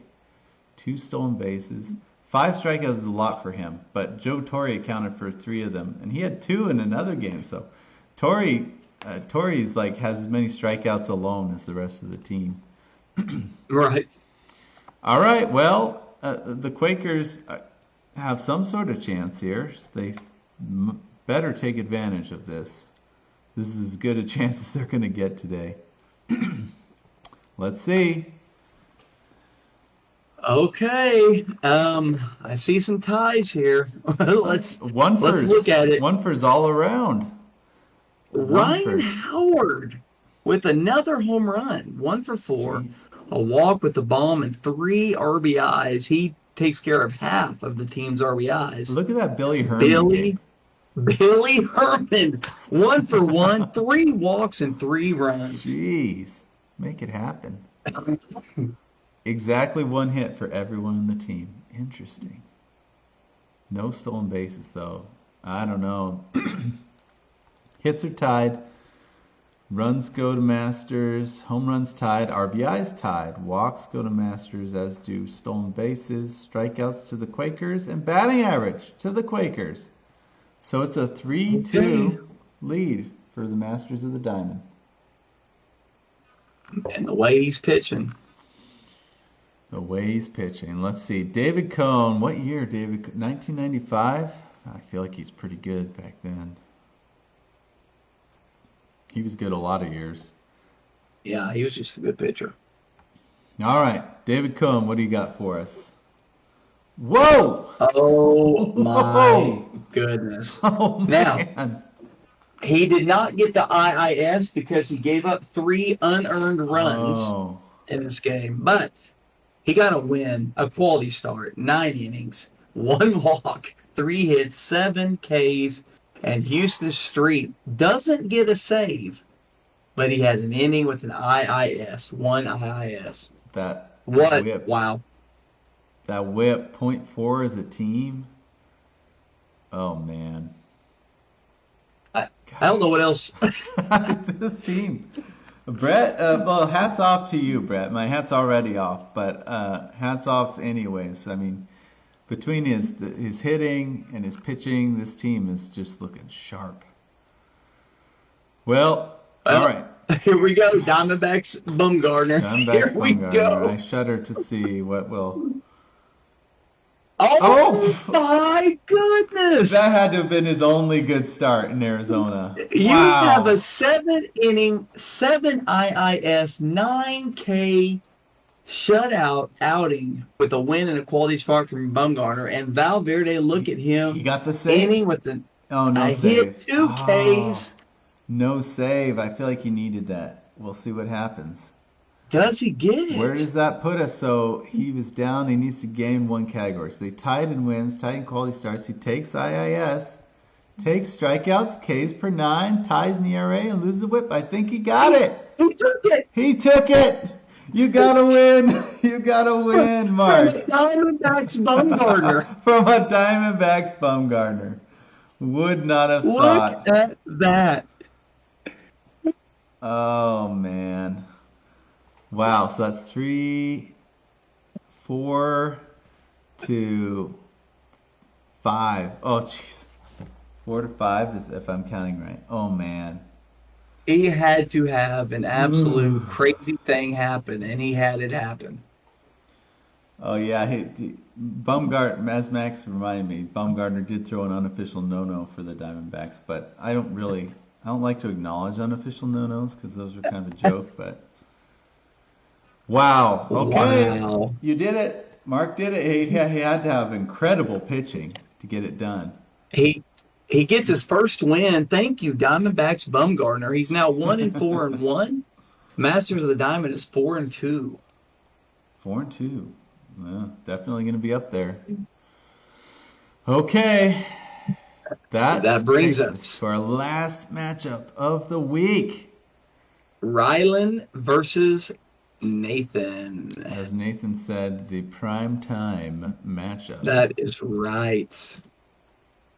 All right. Ryland is sitting at 1-2. Nathan's sitting at 0-3. But as we've seen, those standings can flip on a dime. Yes, they can. I think I pulled this one too. Did I You not? did. You did. Okay. So in this matchup, Eddie, is it Sakati? Somebody correct me on that, I Max? Or Oh, I'm in wait. the wrong one. Let's go to game Yeah. one. Jim Scott, Billy Wagner is paired up. Ron Guidry, is that right? I say Guidry, but apparently Guidry, Max apparently I or don't know. Chris? Help me Apparently I out. don't know how to say Vita Blue, so. Or Wade Walker can help me out. Seacott was Eddie Oh. Seacott, and then John Franco is the reliever for Nathan. On the offensive side, Bill Dickey, Mo Vaughn, Jackie Robinson, Mike Schmidt, a lot of his main guys here. Juan Gonzalez, Mike Trout. Can you, Michael Trout? Can we have some games? Now with Nathan, we got Piazza, Mattingly, Altuve, Ventura, Tejada, Stan, the man usual. There's Jose Canseco and Harold Dane. Dang. All right. I think this is our first look Guidry. at Curtis Granderson. Ron Guidry. Guidry. So, neither of us are right. All right. Okay, the team hit machine. Ryland's boys, what can they do? Ooh. What a line. Ooh. I see a lot of numbers. Man. Mike Schmidt, 2 for 3 with a bomb. You have a 3 RBI game from Jackie Robinson. Nice. Zach Wilson with a stolen base. Okay. Look at those numbers. Ken Williams, 2 for 4. Look at the only one without a hit. Who was it? Mike with 2 walks. And a strikeout, but 2 walks. Hack Jeez. Wilson had a career 52 stolen bases. Wow, one of his 52. So, Mike Trout, I don't understand Mike Trout in this league. I mean, when I think of him in real life, I think of it as like if he's on the field, he's amazing because he gets hurt a lot, especially in the last 5 or 6 years. But so you'd think a guy like that in this league, if he's on the field, he's amazing, where injuries don't happen. You'd think he'd be amazing, but he has not been in this league. I don't know, but these numbers are looking great. They're looking great. That's a really good line. 394 batting average. All right, Nathan, you got your work cut out for you. What do you got? Oof, oof, oof. 184 batting average, but you did have a 2 for 6 with a bomb from Granderson. You had a bomb from Stan the Man. No stolen bases, 7 Ks. I don't know, man. 1 for 4 from Piazza, 0 for 4 from Canseco. Yeah, surprising to see the home run from Granderson, but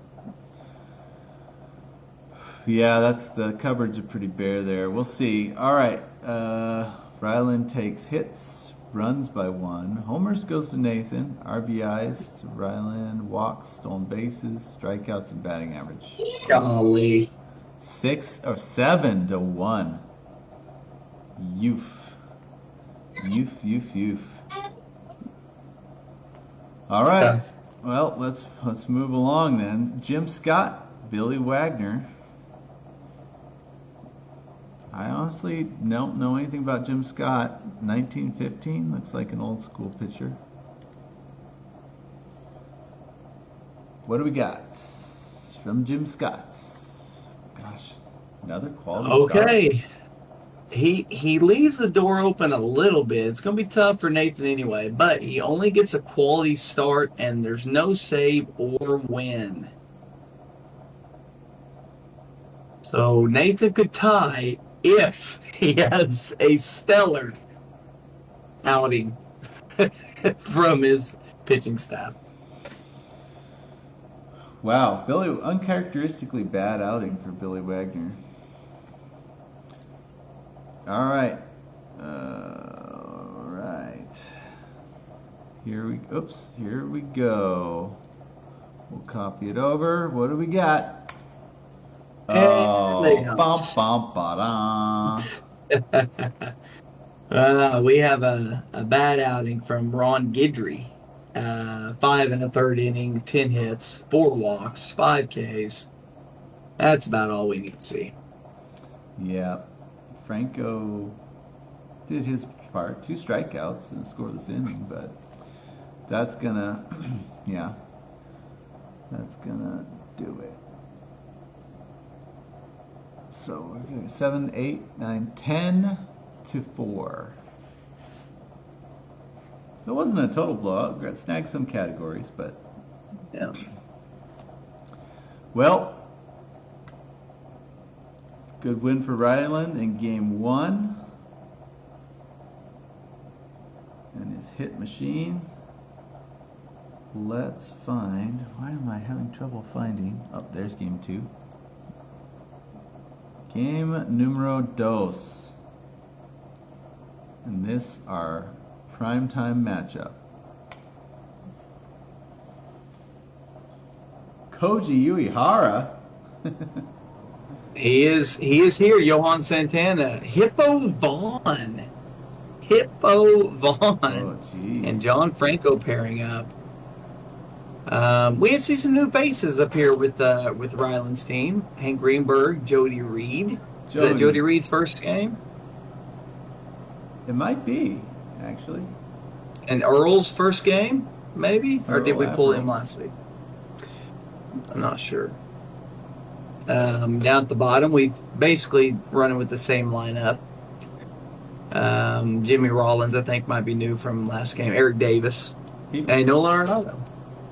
Oh, nice. All right. Koji Uehara, I feel like he's a total homer pick because Ryland being a big Red Sox fan. But let's see if they can stay hot in their hitting after last game. Jeez. Well, yes. My goodness. Wow. 16 He hits. had 16 hits. We have one of our first multi-home run games here. 2 for 2, 2 bombs, 3 RBIs, 3 runs from Hack Wilson. 4 for 5 from Shoeless Joe. Wasn't Hack Wilson like a 5th round pick or something like that? Yeah, that was a steal. Look at Troy Tulowitzki with the stolen base. 3 for 5 from Hank Greenberg. Oh my gosh. Schmidt with an uncharacteristic 0 for 4, 2 strikeouts, but dang, Bill Dickey 2 for 3 with the walk. This is nice. This is nice. 10 RBIs, 9 runs, 471 batting average. Good gracious. Man. Well, Nathan, you're in trouble, buddy. Let's see what you can do here.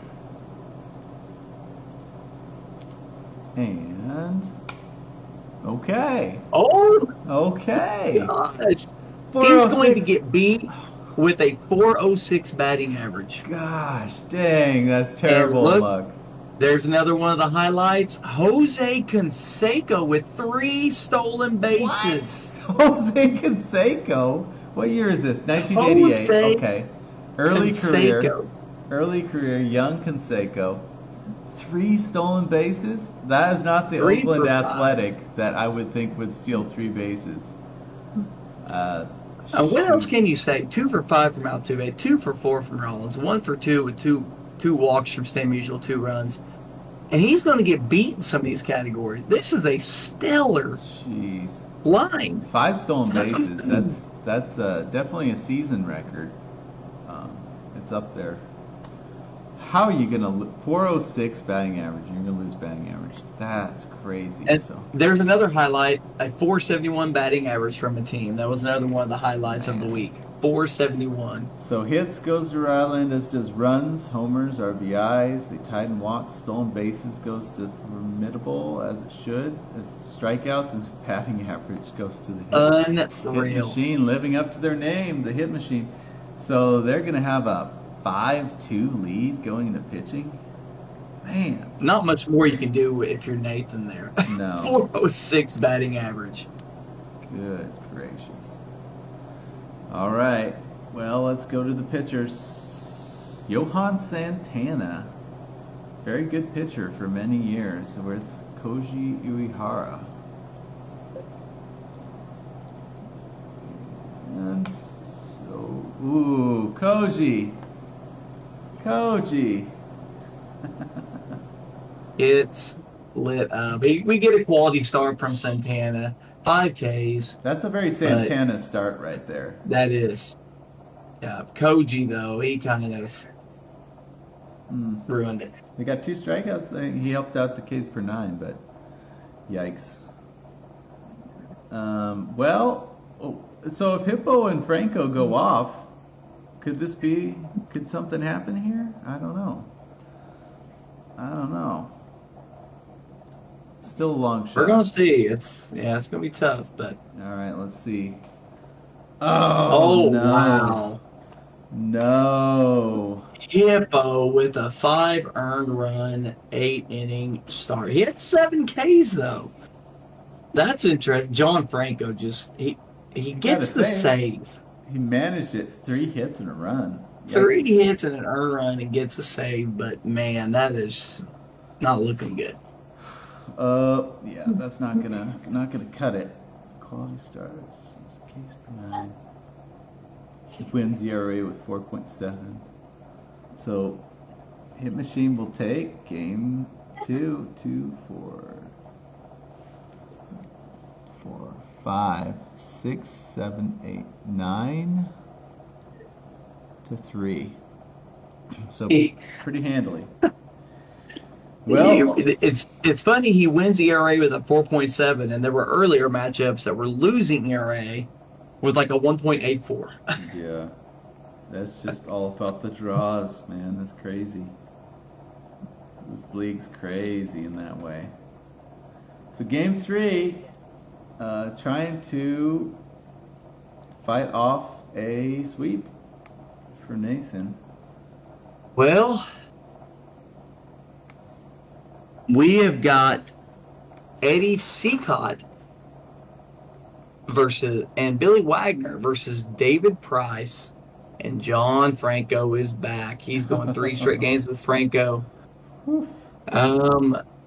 I think I didn't get a note. I think this is like the 13th game of Franco's career. Oh wow. So we'll see. A lot of the same guys up here. I am rooting for Mike Trout. I mean, come on, man. What are you doing? We'll see what happens. Down here's usual suspects down at the bottom. Well, I'm surprised so far of Piazza's lack of production today. He was so consistent last year. But yeah, he hadn't been done well this year so far. All right, let's pull the stats. Come on, Nathan. I'm rooting for you, Nathan. This hit machine. Can they stay in fuego here? Oh goodness! Oh, what is this? What is he batted this week? What is this? He's got to have a team 400 average in the 3 games. Okay, so Jackie Robinson gets a home run. Juan Gonzalez gets 3 RBIs. I mean, you can just go up and look at Mike Trout. Look at Mike Trout. No, again, the only guy on the team without a hit. Mike Trout. What is happening? The team bats .417, and Mike Trout is 0 for 4. He might be the worst first-round pick in the league so far this year. I don't understand it. But he does manage 2 walks. Man. He gets a walk. Slump buster. He's like the Juan Soto of this team. In game 1, what did he bat in game 1? Okay, so he batted .394. Then he batted .471. Then he batted .417. He absolutely has a 400-plus batting average. He is just on a scorcher right now. That's got to be the best hitting series we've seen in this league. Gosh dang. I know Andrew had a couple crazy ones early on in the Pioneers last year, but all right, well, good luck to Nathan. Trying not to get swept here. See what his guys can do. Gosh dang, man. All right. Well, I mean, okay. They're playing good. They're playing really 3 well. home runs. Robin Ventura with the bomb. Stan Musial with the bomb. Jose Canseco with another bomb. Okay. And he gets a stolen base from Jimmy Rollins. So he'll steal some things here. Let's see. Hits go into hit machine. Runs, Nathan takes that by 1. Homers by 1. Hit machine takes RBIs. Nathan takes walks, stolen bases, strikeouts. Okay. And wow. Okay. 5-3. We're looking at a 5-3 lead for Team Formidable. He still gets beat with a 343 batting average, which is so mind-blowing. Gracious, how is that possible? All right. All right, here we go. Here we go. Eddie Seacoat, Billy Wagner. Seacoat. Seacoat. I like that combo. That's What year, David Price? 2013. This was Is that D-Rays? Was he on the Rays? It was. It he was good. It That's was. like prime David Price. It was. It was the year before he got traded. So No, prime yeah, probably would yeah. have been about 2 or 3 years before that, but still. Yeah. Seacoat is All right. a Black Sox.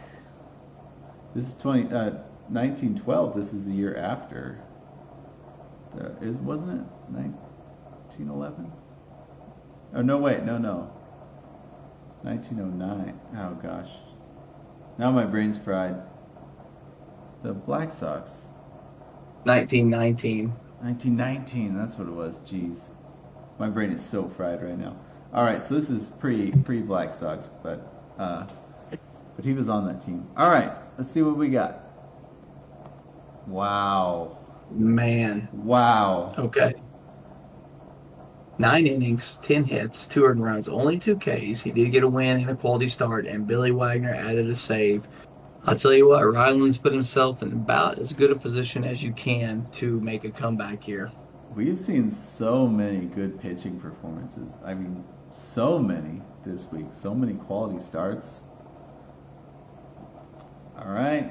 David Price, John Franco. All comes down to them.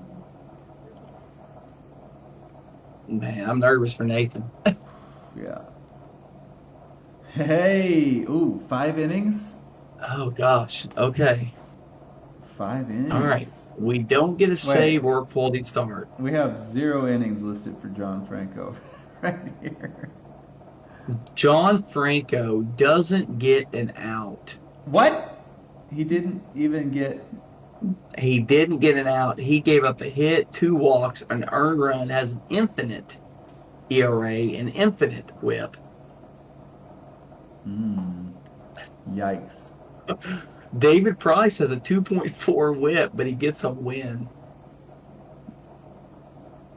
Oh, But man. it might. Franco might have ruined it for him. I don't know. Let's see. So he had a 5-3 lead. Let's see. Quality starts goes to Ryland on scoreless innings. But he gets strikeouts, Ks per 9, saves. Is that a tie? No way. 2, 3, 4, 5, 6, 7, 8. 1, 2, 3, 4, 5, 6, 7, 8. 8-8. We have a tie. John Franco. Why, John? Why? This was not the day for relievers named John. Let me tell you. Franco, God, all you had to do was Franco. get an out, brother. Oh. Like I said, I think this was like the 13th game of his career. Wow. So that will put Dang. him at... Nathan will go to 0-5-1. And the scorching hot offense of Ryland is going to go to 3-2-1. 3, 2, and 1. Jeez. Holy crap, man. Lots of good pitching performances this week. I starting pitchers, I only want to say there was like 2 bad starts in all these matchups. That's crazy. Definitely some relief pitchers got touched up.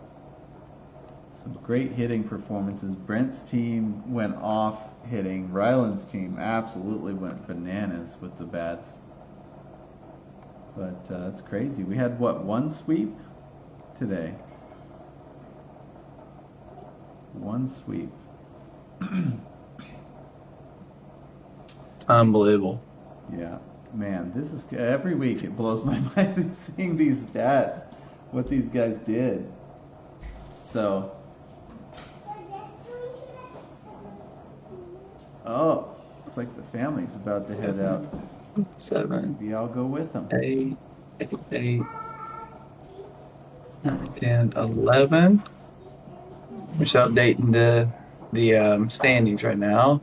12, 13, and then we've got a 15. Okay, the updated standings. If you want to flip over to that just real quick.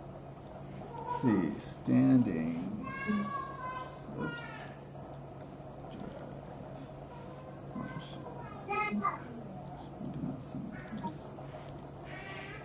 Oh gosh.